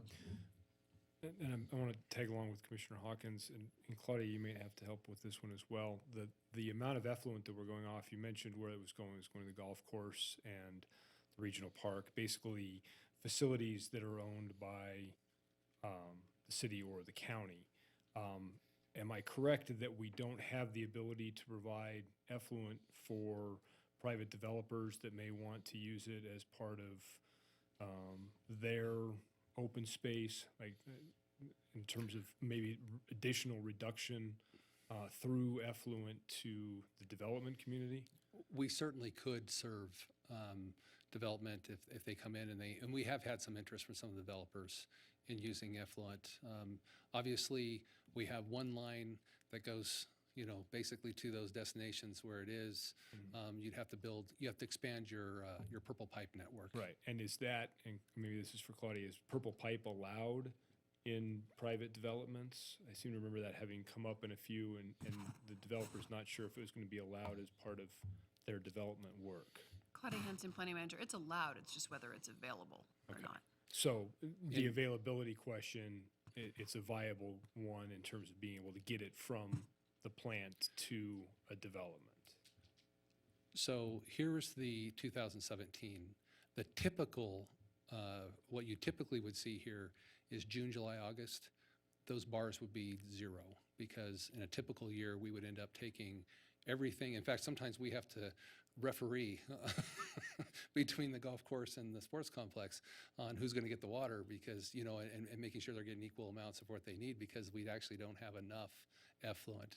As more development occurs and more comes available, we will have more in those off months. The other benefit of building like the aquifer storage recharge is that it may allow us then to store more months worth in the aquifer and then pull it back out for that use, during the summer months when they need it. So that also lends to that flexibility to us. Okay, thank you. Great question. Thank you, Claudia, appreciate that. All right, before we leave the item, I do have 2 requests to speak cards. So I'm going to open up public comment on this item. The first one I have is from Tammy Holt Still. Can I have that for a second? Okay. We can go back to the overhead, please. I just want you to see that. Yeah, I just want you to see that real quick. And then I'm going to pull up, this was the, this is a flyover that was done for us residents on January 28th, or 25th of this year. Do you see the comparison to what they're saying, that it's not flooded and that it's not over its capacity? There's current. This is their 100-year floodplain. Whichever way they understand it. But that water's still there. I have not been lying about it. It is still there. That is just way too much. Now to go into what he was talking about, January and February of the different months, or the different high wet years that was on his slide, those other years, you need to go back and look at Golden Valley, the front of Lemon Valley, and Stead, and you will see a difference in the amount of development those prior years before 2017. You will see the amount of runoff that has occurred. Like I had told you back in November, when we had our first November storm this year, that Lemon Drive was running at 3 feet in height. No. So it was, and I've got a picture of it, I could pull it up if you want me to, but the amount of storm surge was very high, very fast, and was direct. 2009, your code that you have in place for your 2009 obviously needs to be thrown out the window.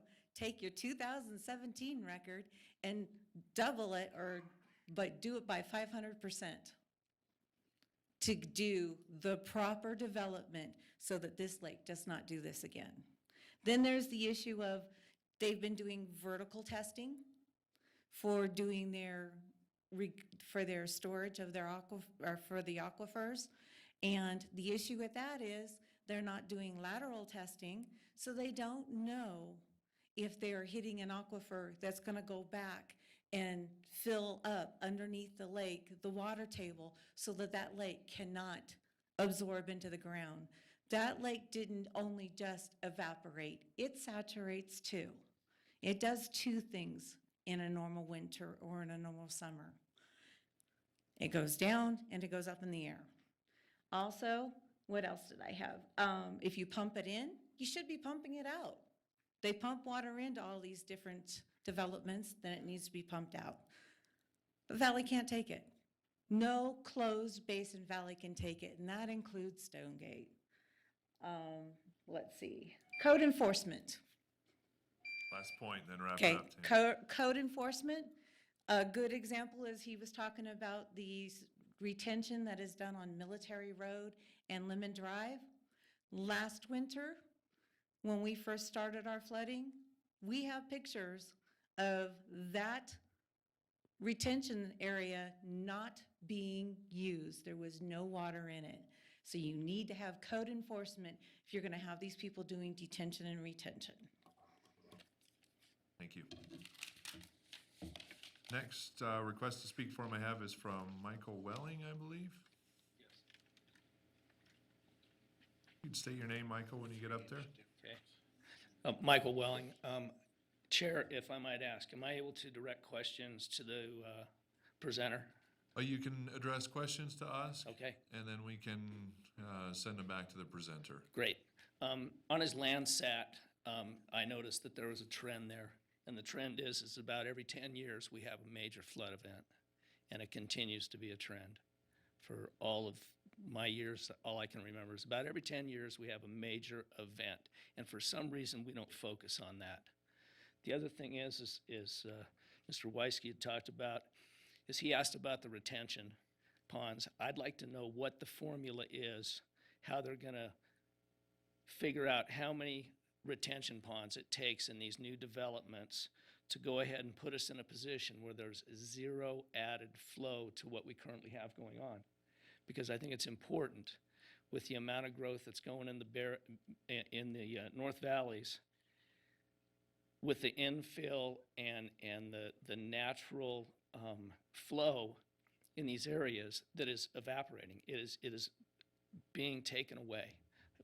The development that's below the Walmart there in between Stead and the valley there, that is flat property, and in the new plan that is put out there, it says to leave the natural areas the way they are. Stonegate in that property up there, they're going to go ahead. The EPA has already said that there's natural flows up there, and they're going to change the flow. So we have this going on. We're doing things that go against what the city has said they want to do and how they want to build out and how they want to take care of their business, but we're not willing to stop at that very moment when they say we're going to change this and change that and say, no, we're not. We're in a jam. We're in a huge jam. I understand we need housing. I understand there's a lot of people moving here, and I understand there's a lot of things going on here. But, I live in the North Valleys. I drive by it every day. When he made his presentation, even knowing that last week we added another 5,000 houses on the books, I want to know how much that's going to change the amount of inflow and outflow, and how much that changes his numbers to the treatment plant. He had a week to figure that out. He could have presented that tonight on his numbers. And what was the numbers that were already on there for what's out there? Was it 1,000, 2,000? The way I figure it, there's 20,000 new front doors, whether it's apartments, single family, or however, that's already designated for that valley out there. And based on what we heard tonight, it doesn't sound like we have the capacity to do that this very day or in the next 3 years as presented by the build-out. Thank you very much. Thank you. Any other requests to speak? Comments on this item? All right, seeing none, I'm going to close public comment. And before we close this item, John, I have one more question for you. Just hearing the comments and having heard the comments over the past several months, has staff been working with groups like the Swan Lake Recovery Committee, with the public out there having these conversations? I mean, what is the dialogue like?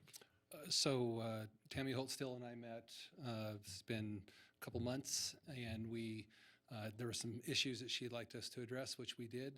And I'm actually meeting with her again on Monday. But we have not had a, continuing, weekly I mean, we certainly have each other's information, and I certainly have received phone calls, and we answer those types of things. But we haven't had that ongoing dialogue. Like I said, we're meeting next Monday. I mean, it might be worthwhile to, I don't know, use the NAB or the CAB. some sort of some sort of standing, committee out there to support the dialogue. Mr. Chairman? If John wants to. What's that? Put up your last slide in your presentation, Claudia's suggesting. Your next steps moving forward, if we can go to, Michelle, if we get the slides back up.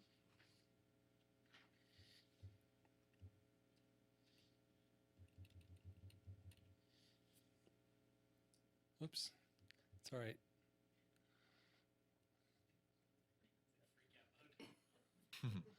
All right. Well, it's a little smaller, but Can you fix that, Michelle? Can you forward it? okay, I'll let you forward it this time. I won't do it.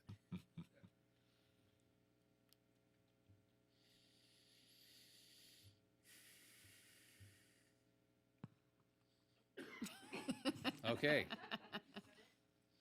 So if you just quickly go over kind of the the summary again, just so we know where we are moving forward, please? Sure. So, I mentioned there's really three main things I think that need to happen out there. So I'll start from the bottom and work my way up.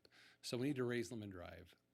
I think we need to get that for a couple different reasons. One, if, as we were experienced in this last flood event, going out there and putting all the HESCO barriers up and the amount of, manpower and that takes to put that in, if we could just raise Lemon Drive and accomplish the same type of thing by doing that. And again, the idea of the major culvert crossings that flow into Swan Lake in a situation where those flows are starting to go back the other direction, if we can actually, have gates on those culverts, so we can, like an irrigation gate situation, we can screw those down and then control that flow, and then the Swan Lake would increase, but we wouldn't get that backwater flow, if you will, behind.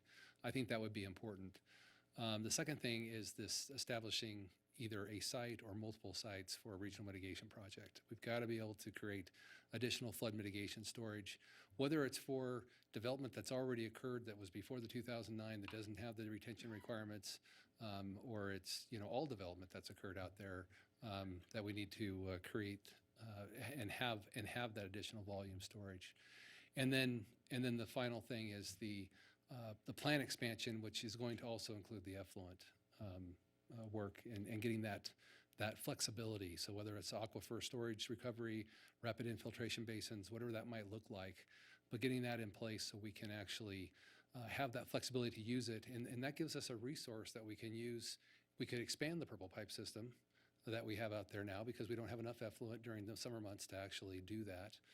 We might be able to, again, the Hungry Valley concept. There's some options that we may have available to us if we had a location that we could store that water during the winter months when we don't have a use for it, and then use it during the summer months.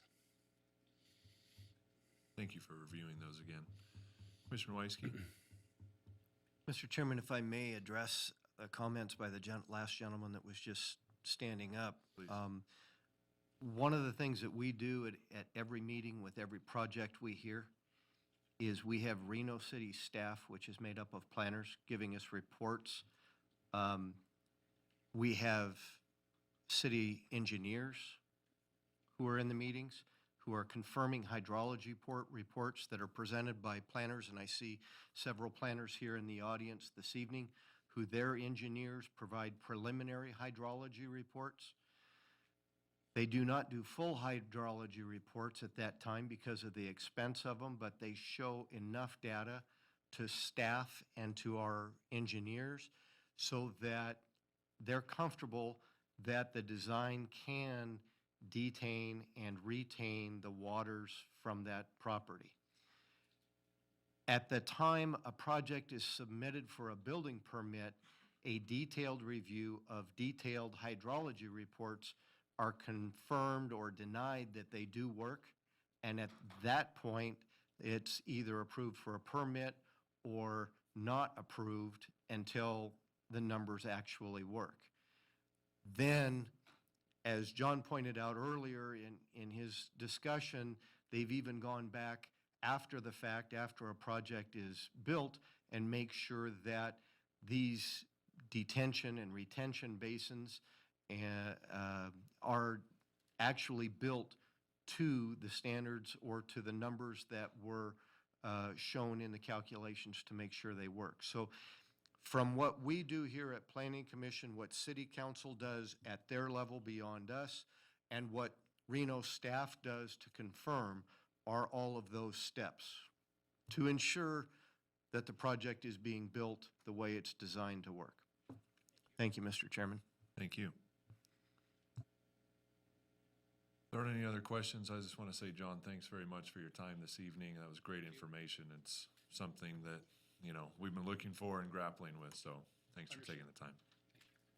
All right. At this point, I think we're going to take about a 5-10 minute break. 10-minute break. We'll come back at 8:10 before we start into our next item, public hearing. So.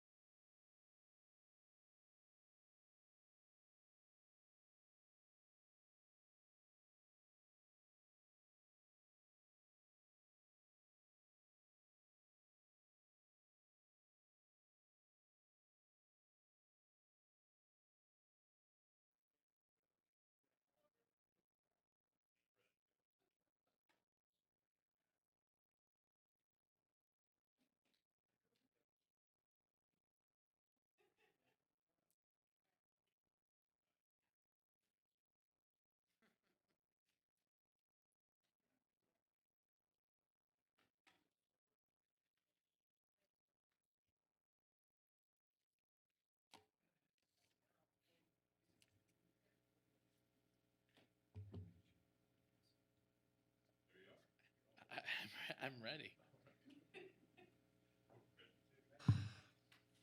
All right, we'll bring it back to order.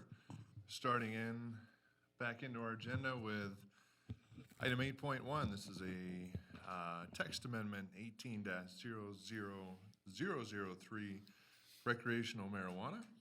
And we have a presentation from staff. Jeff, welcome. Good evening, Chair Gower, members of the Planning Commission. Jeff Borkhardt, Associate Planner for the record. This is the introduction of the text amendment. This is Planning Commission's review of the text amendment to the code of what we have already seen, and Planning Commission has already given us direction on. So I'm going to go over some of the history real quick. In the last election, November 8, 2016, Question 2 was passed, and that allowed adult use of marijuana for those individuals 21 and up. It allowed people to carry 1 ounce of marijuana on them legally.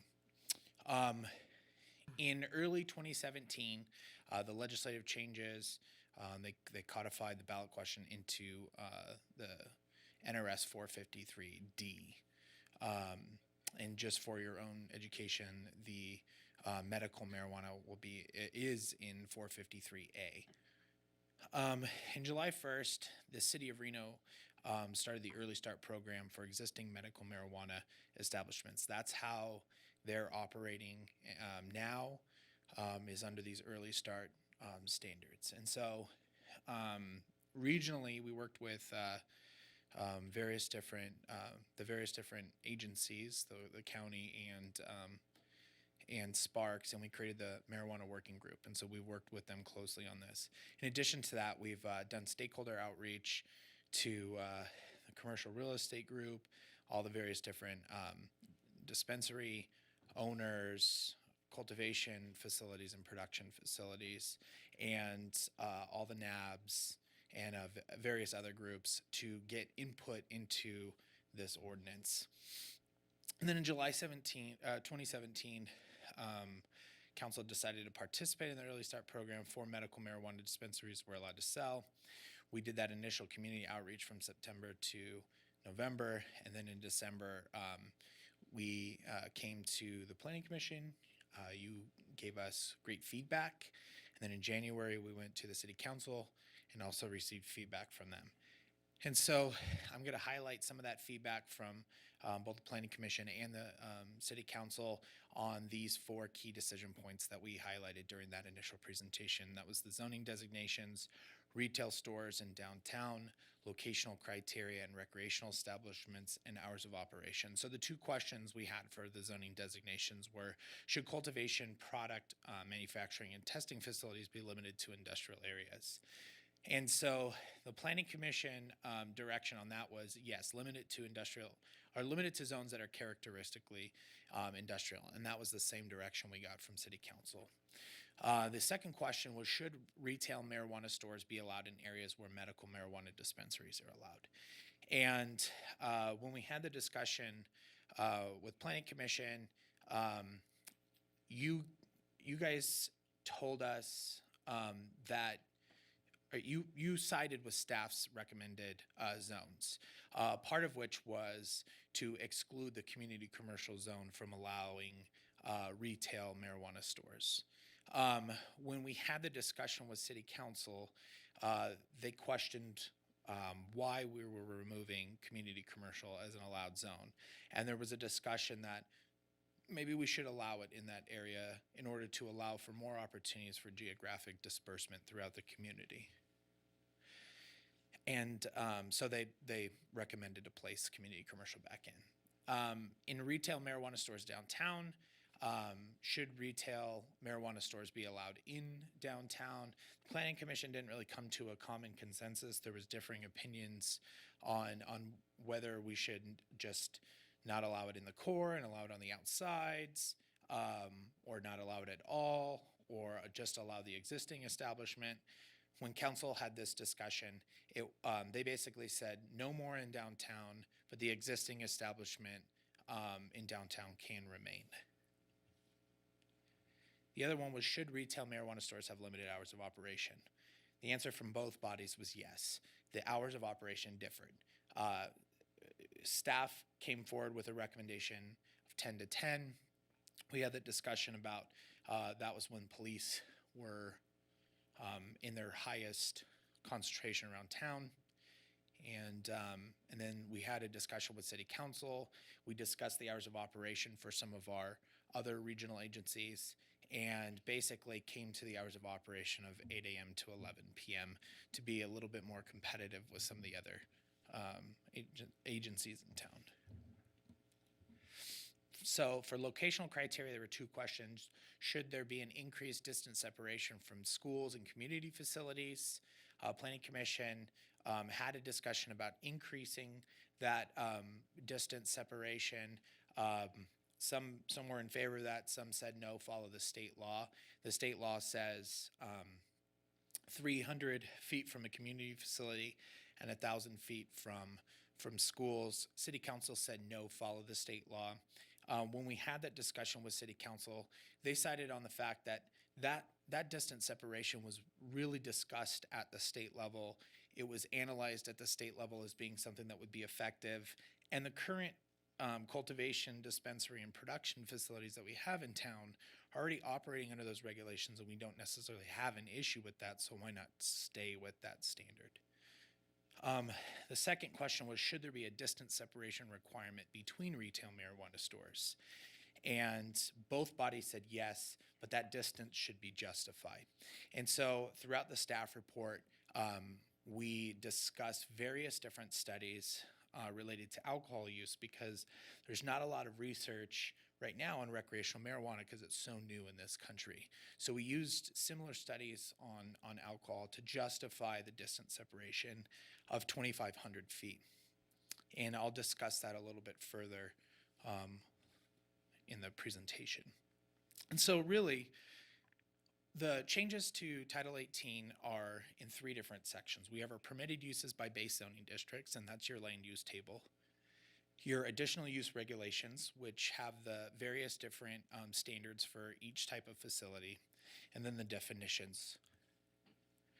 So really, on the zoning side, retail marijuana stores will now be allowed in arterial commercial, community commercial, mixed use, medical regional center, mixed use East 4th Street Transit Corridor, the West 4th Street Transit Corridor, the North Virginia Transit Corridor, and the South Virginia Transit Corridor, with the exception of the Midtown Residential District subdesignation. To make it a little bit easier on your eyes, there's a lot of different zones that would allow for cultivation and product manufacturing facilities. So I listed the zones that will no longer be allowed in comparison to medical.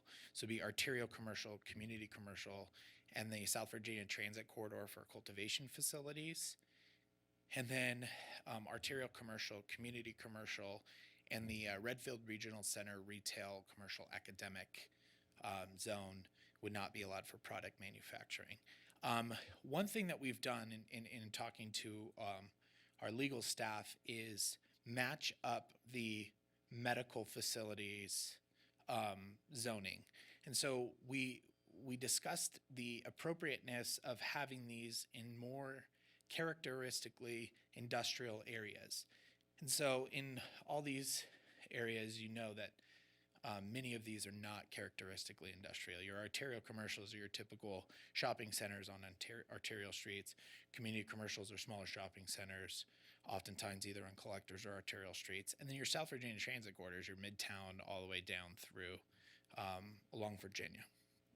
And so those were more commercial in nature.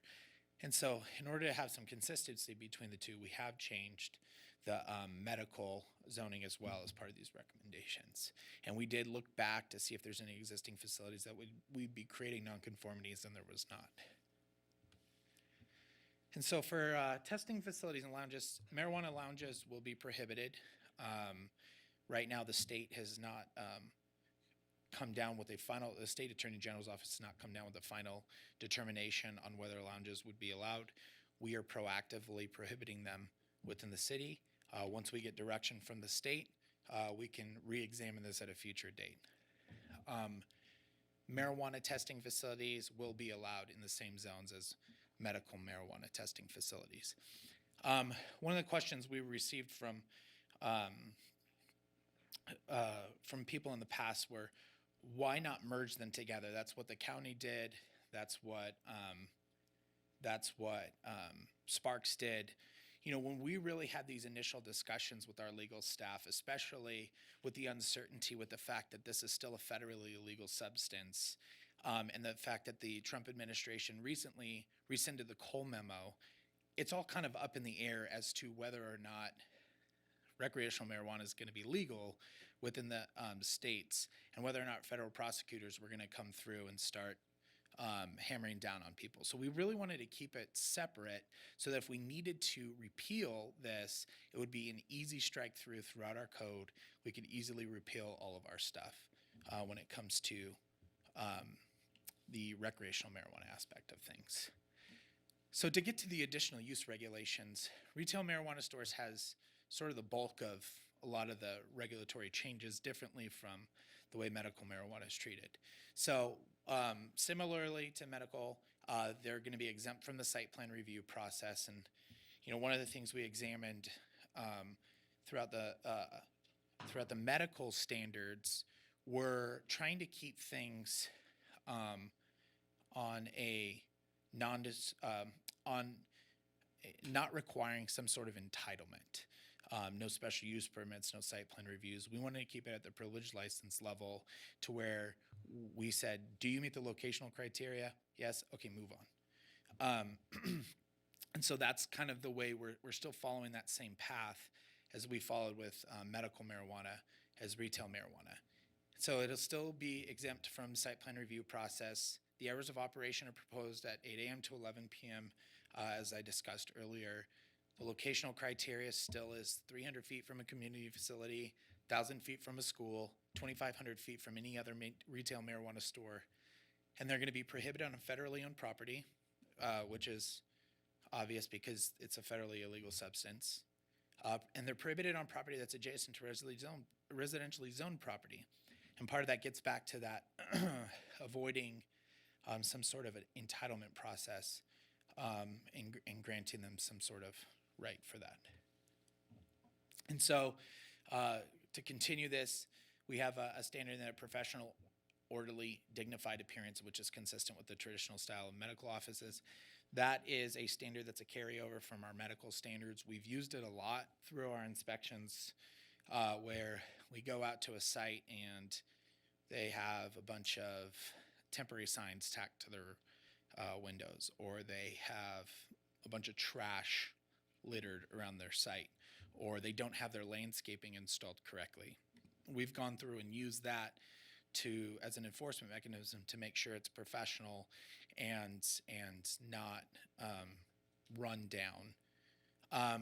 We've also tried to keep that professional appearance by also not allowing clutter through no window signs, tons of temporary signs, and we're only allowing logos approved by the Department of Taxation.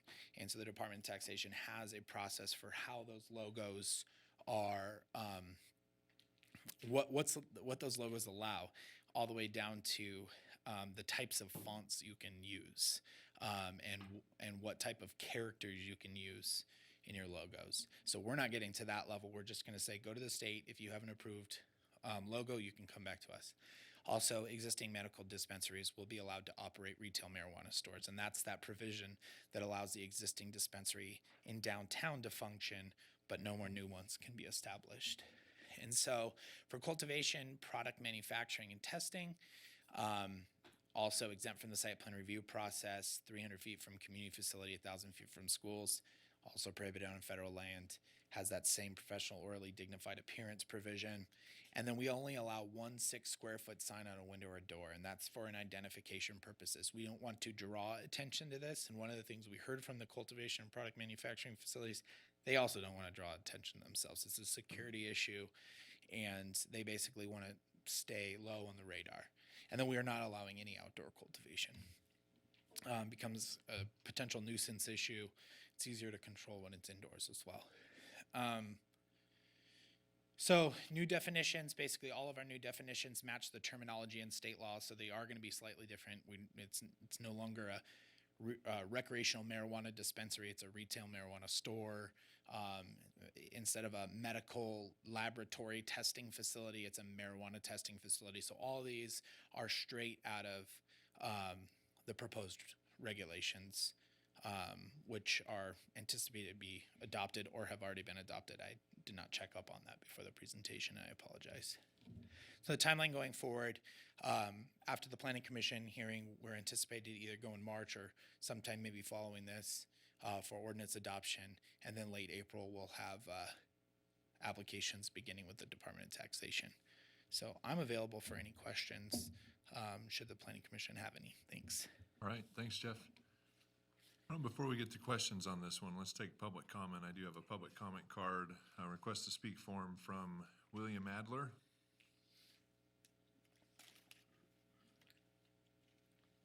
Hello, I am William Adler, and I'm I'm the representative of the Sierra Cannabis Coalition.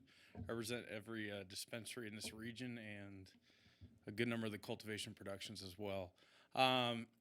In this, we're 100% okay with almost every change in the ordinance, except for the hours changes. 2 dispensaries currently operate past 11 o'clock. One of them is Bloom that operates from 9 a.m. to 3 a.m. every day. And then Mint chooses to do it where they go to 12 o'clock on Fridays and Saturdays. So with that, they've sort of developed a business model around that because the hours weren't restricted before. So Bloom in particular said that if they're restricted to 11, they're gonna have to, change up their shifts and, probably lay some people off and such to accommodate the new change in hours. But other than that, the zoning's okay, the districting's okay, and the new terminology does match up with the state pretty much perfectly. But other than that, everyone seems to appreciate Reno and their staff's time because it was very thoughtful and they went out and they actually talked to everybody and they really appreciated it. So thank you. All right, thanks very much. Any other requests to speak? Seeing none, I'll close public comment and now bring it back to the commission for questions. Commissioner Hawkins. Thank you, Mr. Chair. One question for staff.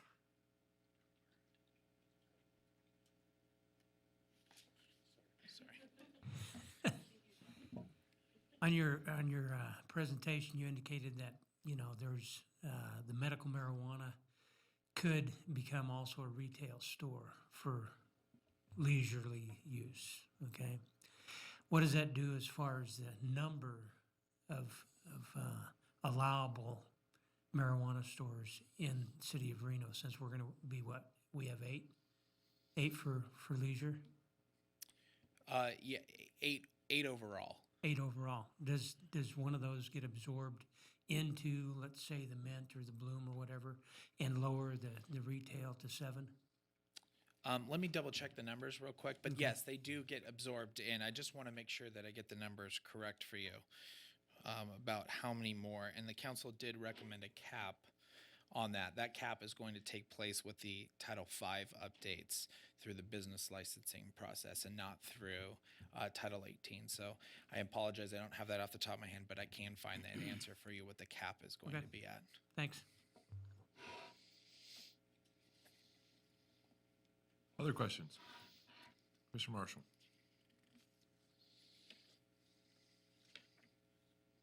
Thanks, Jeff, and thanks for the informative materials. We first talk about, I didn't understand the competitive disadvantage.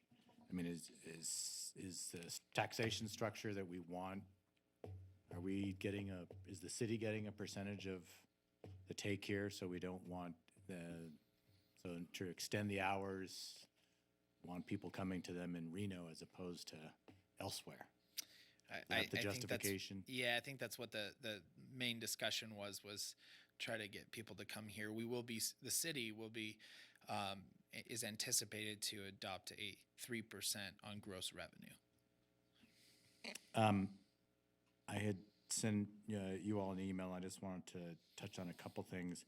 I find dignified appearance to be a standard that doesn't have a whole lot of meat to it and can be interpreted a whole bunch of different ways. I think I would encourage us to use professional, since that's what we compare it to, And it, just a slight preference on my part, but I leave that to your good judgment. Can you walk me through why, I mean, the way that you phrased it a couple times, we want to avoid an entitlement process. So why we want it to be as of right versus site plan review or special use permit. Particularly, I'm more interested in the retail stores than maybe some of the other elements. But why are we making this an easy road because that's what we want to do, or am I missing something about once you receive a permit, whether you received it by special use permit or by as of right, as of going through staff or whatever the process is, and maybe I'm mixing this up here, but you end up with a permit either way, and that is your entitlement. So maybe could you help me work through why all of these are Ps and not SUPs or SPRs?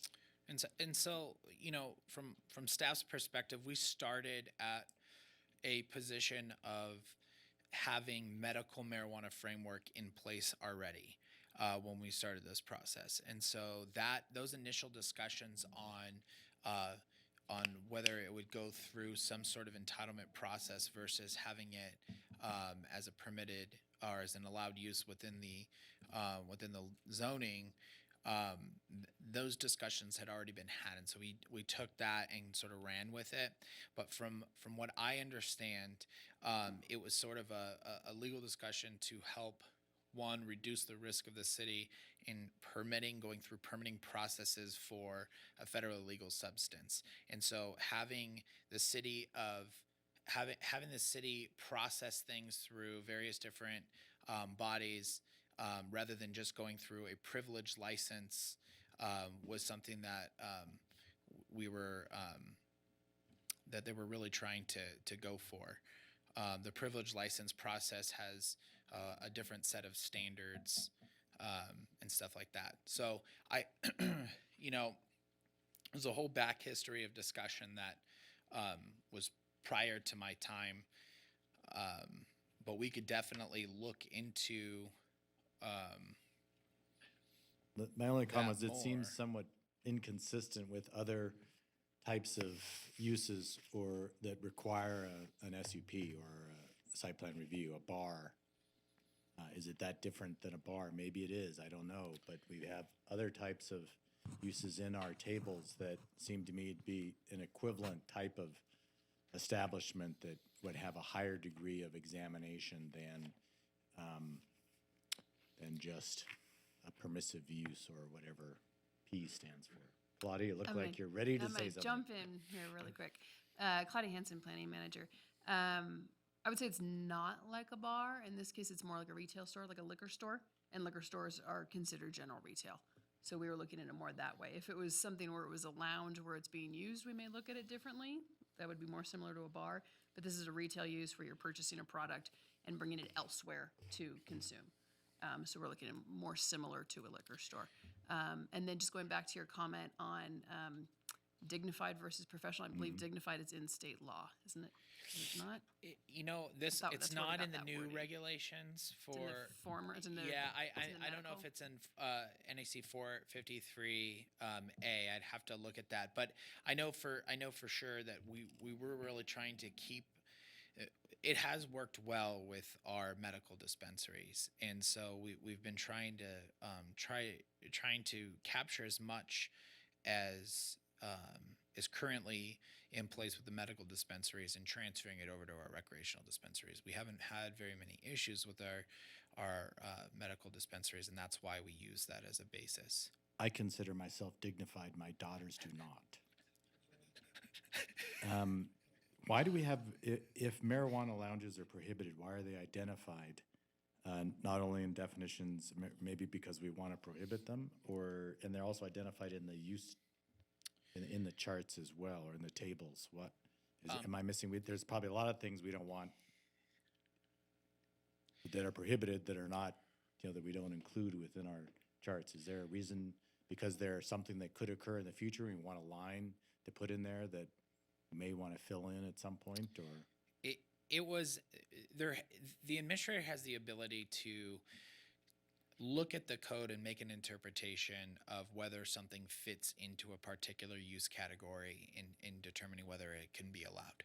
So if it's not expressly listed in the code, the administrator has the ability to look at that and say, oh, you can fit into this category. In this case, we wanted to expressly call it out because we did get some inquiries prior to us embarking on this text amendment to open these lounges. We wanted to expressly call it out and say, no, we're not even entertaining that. And that's what all of our Sparks and Washoe County did as well. Okay, thank you for your explanation regarding why. I think another comment that I gave you was, why are we having different medical versus recreational? It seems like they're fun, particularly on the growing manufacturing side. They're this. I'm not certain what the difference really is between a growing and manufacturing for retail versus medical, since I mean, not that I have done extensive research, but the products seem to be about the same. So is there, I mean, really it's because, yeah, I mean, we don't want to collapse those uses because at some point recreation might become illegal, but medical will not? Is that our justification for that? Yes, when we first started this process, we wanted to try to keep them separate just in case that was the issue. To answer your question on are they different, they're the exact same product, the exact same process, the exact same how they have to tag everything. They go to the same stores, they're taxed differently. That's the only difference between medical and recreational. The other difference when it comes to how the law is written in NRS 453A versus NRS 453D is there is NRS 453A for medical facilities requires them to be in separate buildings. We have determined that a separation by a firewall is okay. That provision has been stripped out when it comes to recreational facilities. So if somebody wanted to open up and just grow and do product manufacturing for recreational marijuana, they would not have to do the same firewall. That is the only difference between the two in our code and that with this text amendment and how it applies to land use. Okay. The only other thought I had, it was in my mind a little heretical because I'm not a, I voted no, was why not, I mean, we have a growing distillery culture or a brew pub culture. Are we missing an opportunity to have a weed culture or some other, that takes, advantage of, I mean, it may be that's something on the future because you can't, you've got to buy it and go use it in your house rather than, in your private residence as opposed to a marijuana lounge or something. But, and that's just an off the wall comment that, the thought, is it that much different than a distillery in terms of the use and, you can get slightly intoxicated and slightly high, and is it that much different? Anyway, instead of kind of trying to, so is it part of a vibrant district, or is it really something that we need to, put out in in various other places? That's all the questions I have. Thanks for listening to me at this late hour. All right, thank you. Other questions? Commissioner Weisky. Thank you, Mr. Chairman. I have 3 comments. First comment is that I did a little research and a little survey, and quite possibly staff would like to reconsider the use of recreational use as something new, that it really isn't something new. Medical use is something new. For those who are over the age of 60 that I surveyed, they remember it only being used recreationally some 60 years ago, And then there was a whole bunch of them that couldn't remember at all, but that's a different story. So quite possibly recreational was here before medical. That, Jeff, you don't have to share, but I thought you'd enjoy it. I have a comment that you have heard me discuss quite a bit in the last year when it comes to placement of schools near service and sales of alcohol. And I see the way that this ordinance is written, it's written in such a way that no establishment can be placed within 1,000 feet, I believe it is, of a school. If there is any way that staff working with city council can write our ordinance so that no school, preschool through 12, can be allowed to open up within 1,000 feet of an existing establishment, that should also be written in. And if it can't, our city council and whoever they have that goes to Carson City this coming year should try and get a bill passed so that it goes both ways, because we don't have the ability to separate the two at all the time, we being the Planning Commission. As Claudia pointed out to me a month or so ago, we do when we're looking at certain lots and certain developments, where the placement is of a school site, potential school site. But somehow I think that that's important that it goes both ways. We also have this discussion when it comes to adult businesses within their appropriately zoned industrial areas or wherever they will be allowed in the future through different considerations coming up that we'll be talking about. So that's very important for staff to think about and for city council to consider, I believe.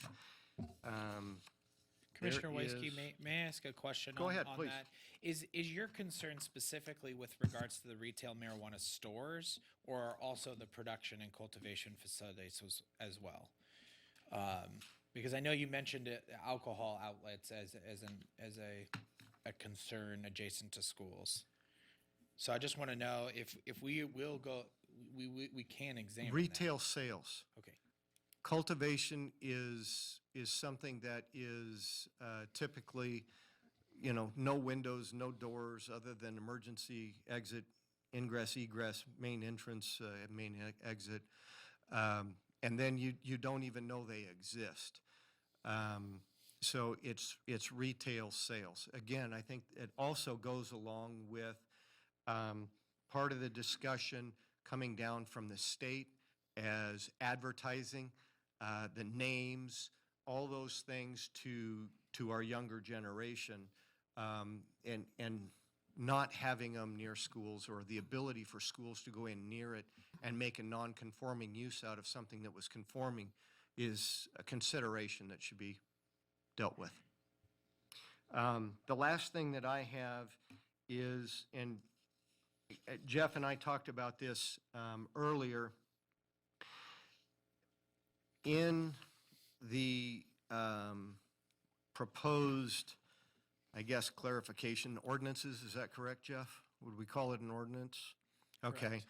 Right now, on page 106 of our staff report, the red type ends in the letter I, so this would be potential J, would be something to the following. The proposed property and building shall be brought up to current code, no matter cost, before a business license is issued for retail sales.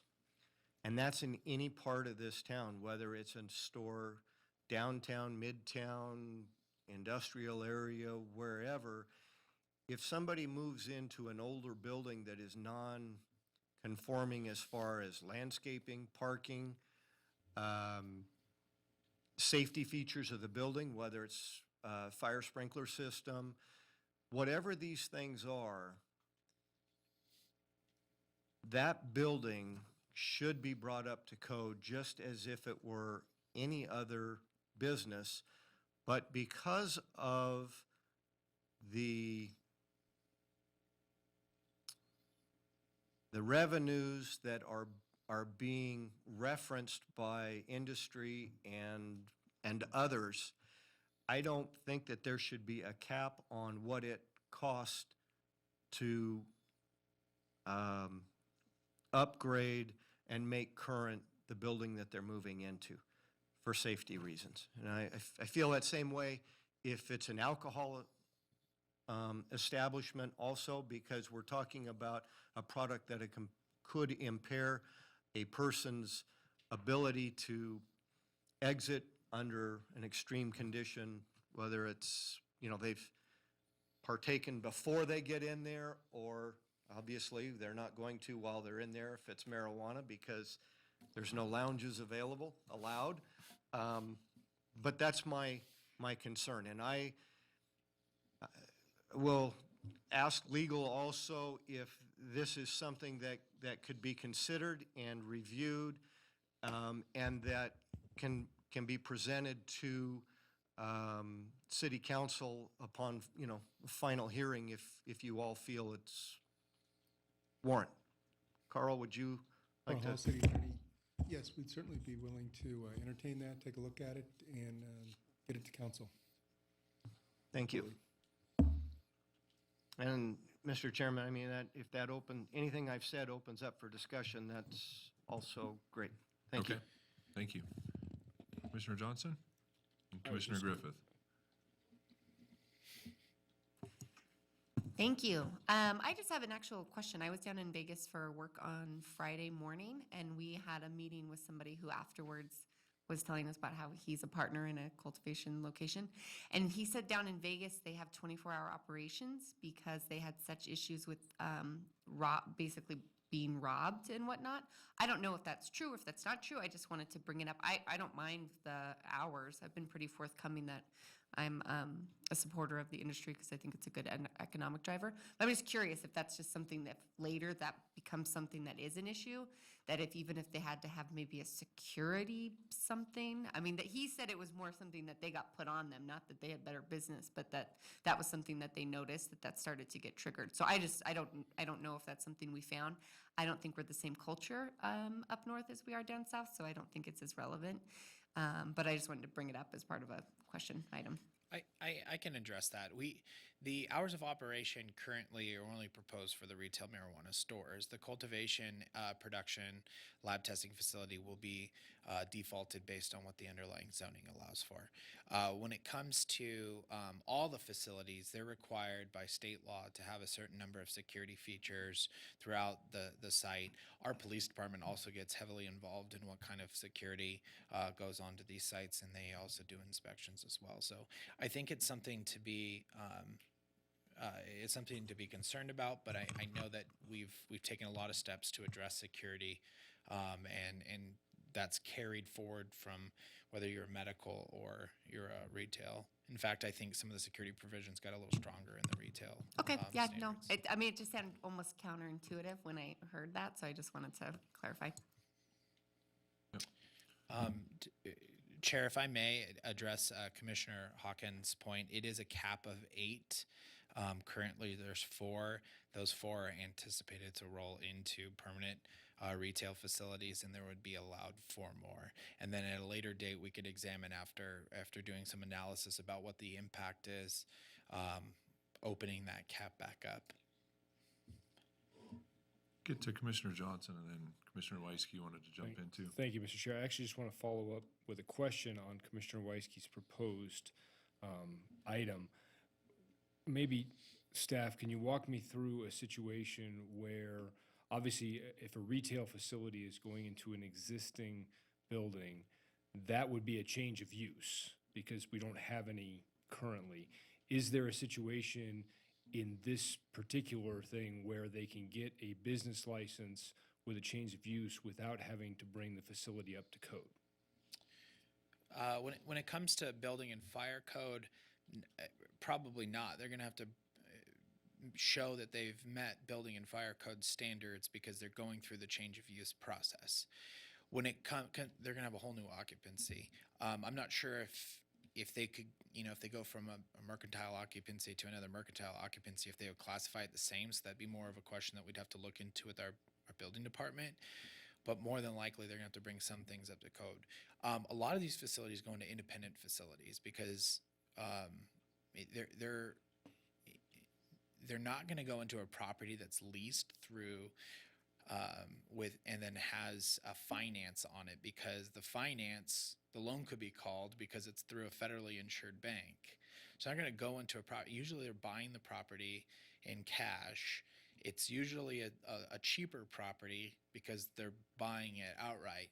And they usually end up having to fix it up because there is a provision in our code that says if you do improvements that exceed 40% of the building's assessed value on the most recent rolls over a 2-year period of time, those improvements would then trigger bringing the whole entire site up to code. And I think that was the follow-up that I was going to have, is that I think that I was less concerned about the part in bringing it up to code because I believe we've got conditions that are there. But I think the key item that Commissioner Weisky brought up was that we would eliminate the requirement for a cost aspect of it, so that if the way he was wording that was regardless of the amount of improvements, the entire site would have to be brought up, facility brought up, which, as you just explained it, there is a way to avoid that depending on how much improvement you would actually have to do. If I'm following you, I mean, a building that exists that you can purchase that has minimal requirements to it, you could conceivably move into that without having to make all of the code improvements, provided that the dollar value is not significant. And I think that's where Commissioner Weisky, in his wording, has circumvented that. So now there is no way to open the facility without meeting code, if I'm understanding what you said and what he is proposing. That's correct. However, the way that the tax structure works and how the depreciation schedule for buildings works, usually the buildings that are going to hit that 40% rule are the ones that need to be brought up to code. They're the ones that don't meet the landscaping requirements because they were built in the age where we didn't have the same type of landscape requirements. They're the ones that have parking spaces that are, all mishmashed and wrong sized because they've been striped over and paved over so many times over a 40-year period. Those are the buildings that typically need to be brought up to code. Usually on a newer building, you're not going to see that. Where you will get slight differences and where it could be a potential concern, Commissioner Weisky, is in areas like the mixed-use transit corridors or regional centers, where you have an existing building that was constructed in, 2003, before our transit corridor came in. And it doesn't meet our building orientation requirements, and there's parking in the front. And by bringing the site up to code, you now have to demolish the entire building and have to build a brand new building. Or you have to go through the special use permit process, which we're trying to avoid having to go through. So there could be situations where like that, which could throw a wrench in things. So that could be something to consider as well. That's the only hiccup I can think that there would be an issue where there's something newer and we've adopted more design-oriented standards, and it wouldn't necessarily jive with those. If I can jump in, so it's sounding from the comments from Commissioners Weisky and Johnson that maybe we need to rework Section I. It's looking like that is not clear at this point. Required to meet all applicable provisions of this code. What does that mean? Does that include landscaping, parking, lighting, building orientation? So maybe a better way than saying all applicable provisions, we spell out what those provisions are specifically, because that would be difficult to determine down the road. So we can rework that section to include those. Commissioner Weisky. I'll jump in there too. Commissioner Olivas. I think Commissioner Johnson hit it on the head that there's enough in the code already to bring things up to code. I think that when, as Commissioner Weisky said, that these are high revenue generating businesses, I don't think that's something that we should necessarily consider. I think that if we start looking at a nonprofit in a professional office building or a group of attorneys in a professional office building, do we put a larger burden on the group of attorneys to come up to code? I don't think we get into that. So, excuse me, I think that there's enough in the code already that we don't want to go down that path of they're high revenue, they're not high revenue. Are they meeting the qualifications or not?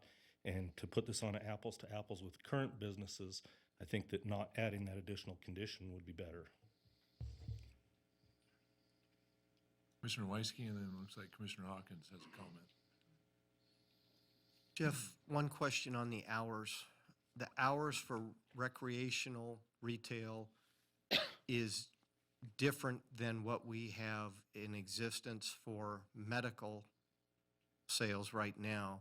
And the hours that we're discussing tonight are only for recreational retail, correct? So the existing medical facilities can still operate under their same hours. They will just have to close if they had the recreational business under their roof, they would have to close down one side of their business and just operate the medical side. That is correct. And if Planning Commission chooses to give us direction to change that portion of the medical, we would be more than willing to make that change so that there's consistency between the two different types of establishments. Okay. Wanted that for clarification. Thank you. Commissioner Hawkins? Commissioner Hawkins, the only thing I have to say is if we stay with the 11 o'clock closing hour, then we're consistent with all the other businesses that we've seen in the past. Jeff, to that point with that item H, it says hours of operation shall not exceed 8 to 11. Should that say 7 days a week? I think it's assumed, but we could definitely clarify. Okay, because the comment that we received during public comment indicated that there were changes in the hours of operation based on the day. So I didn't want it to seem like there were somewhere else in code you might find different hours. Other questions, comments? If there aren't any, I'll entertain a motion.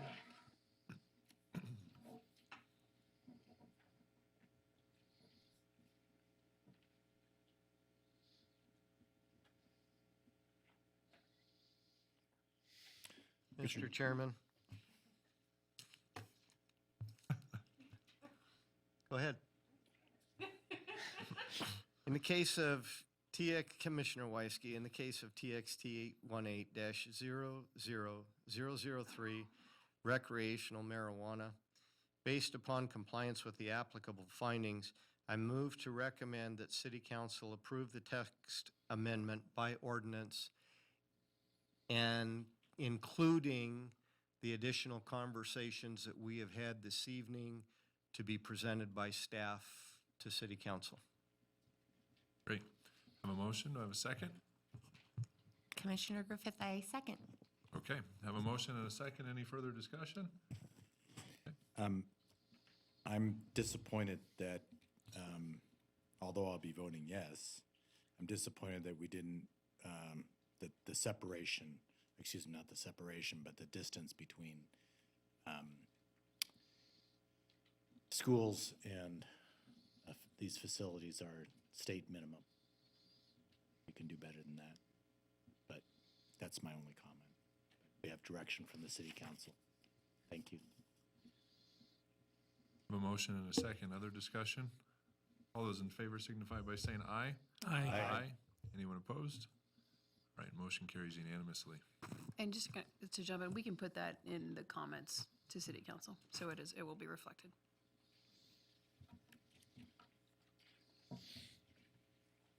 Moving on to item number 9, Truckee Meadows Regional Planning Liaison Report. We have not had a meeting in the last couple weeks. We do have a meeting next month.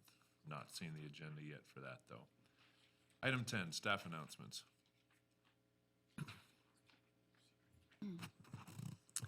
Thank you, Claudia Hanson, Planning Manager.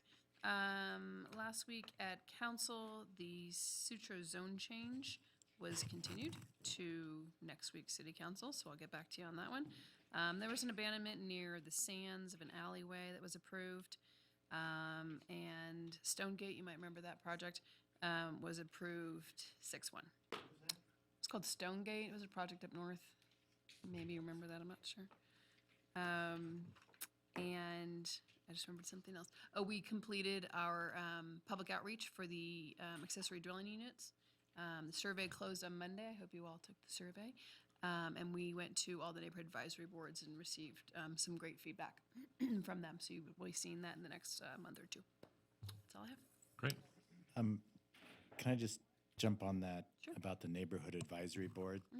So I contacted, I think we have an agenda, or what is our strategic plan? No, what is it? Goals. Strategic goals. And I met with some resistance. They said we could show up and make public comment.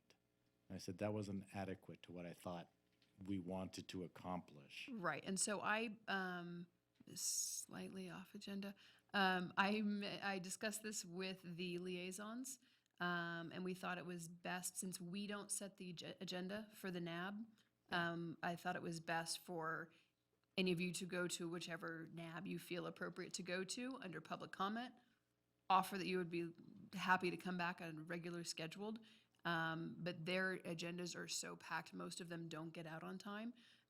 So to let them set their own agendas. I don't set their agendas. No. We don't set their I wasn't agendas. suggesting that at all. I was just saying that I didn't think that met what our strategic objective was, to go in and say, hi, I'm in public comment, because you can't have discussion during public comment.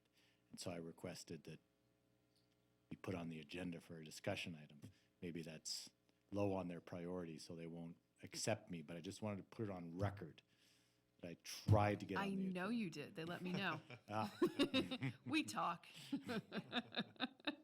But you are welcome and actually encouraged to go into public comment to offer. I think you've come and, Mark, I think you've come and spoken under public comment at Ward too. It is fun. And you can also get out then after public comment. If you're on the agenda, they can bump you around anywhere on the agenda and you can be there to who knows what hour.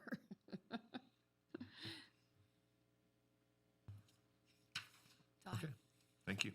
Item 11, Commissioner suggestions for future agenda items. Commissioner Hawkins? Just kind of curious to where we're at as far as allowing the planning commission to help make decisions on annexations to the city of Reno. I'm concerned because there's a couple of items coming up next month that I don't believe should be annexed into the city of Reno, and that's just my opinion, but I'd like to know where we sit on getting the power to let our voice be heard, since it is a land use thing. Okay. We are addressing that under the code update, and council has brought that question up. Okay. So you'll be hearing something as we move forward on the Title 18 Okay. update. Thank you. I have another item. This is particularly for Michelle. Looking at, I was not here at the adoption of the minutes, so I have to bring it up now, is that I find it offensive that I was deemed late for 2 minutes. I think there could be another word that you could use that's like, Were you late? well, it was only 2 minutes. There needs to be a grace period. I want a grace period. This reflects badly on me. It's just the minutes recording what It's happened. 2 minutes. It should be, maybe tardy.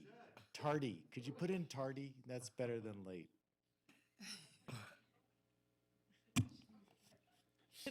In the system. Other That's it. suggestions? How about 12, public comment?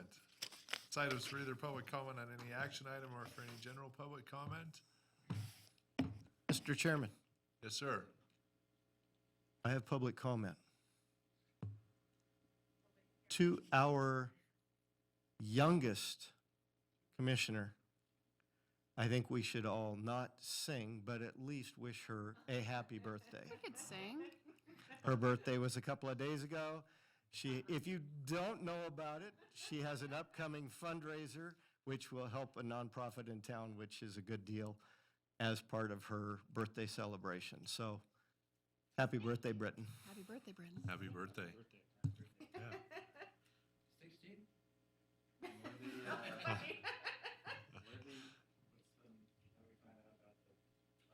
Ask her afterwards.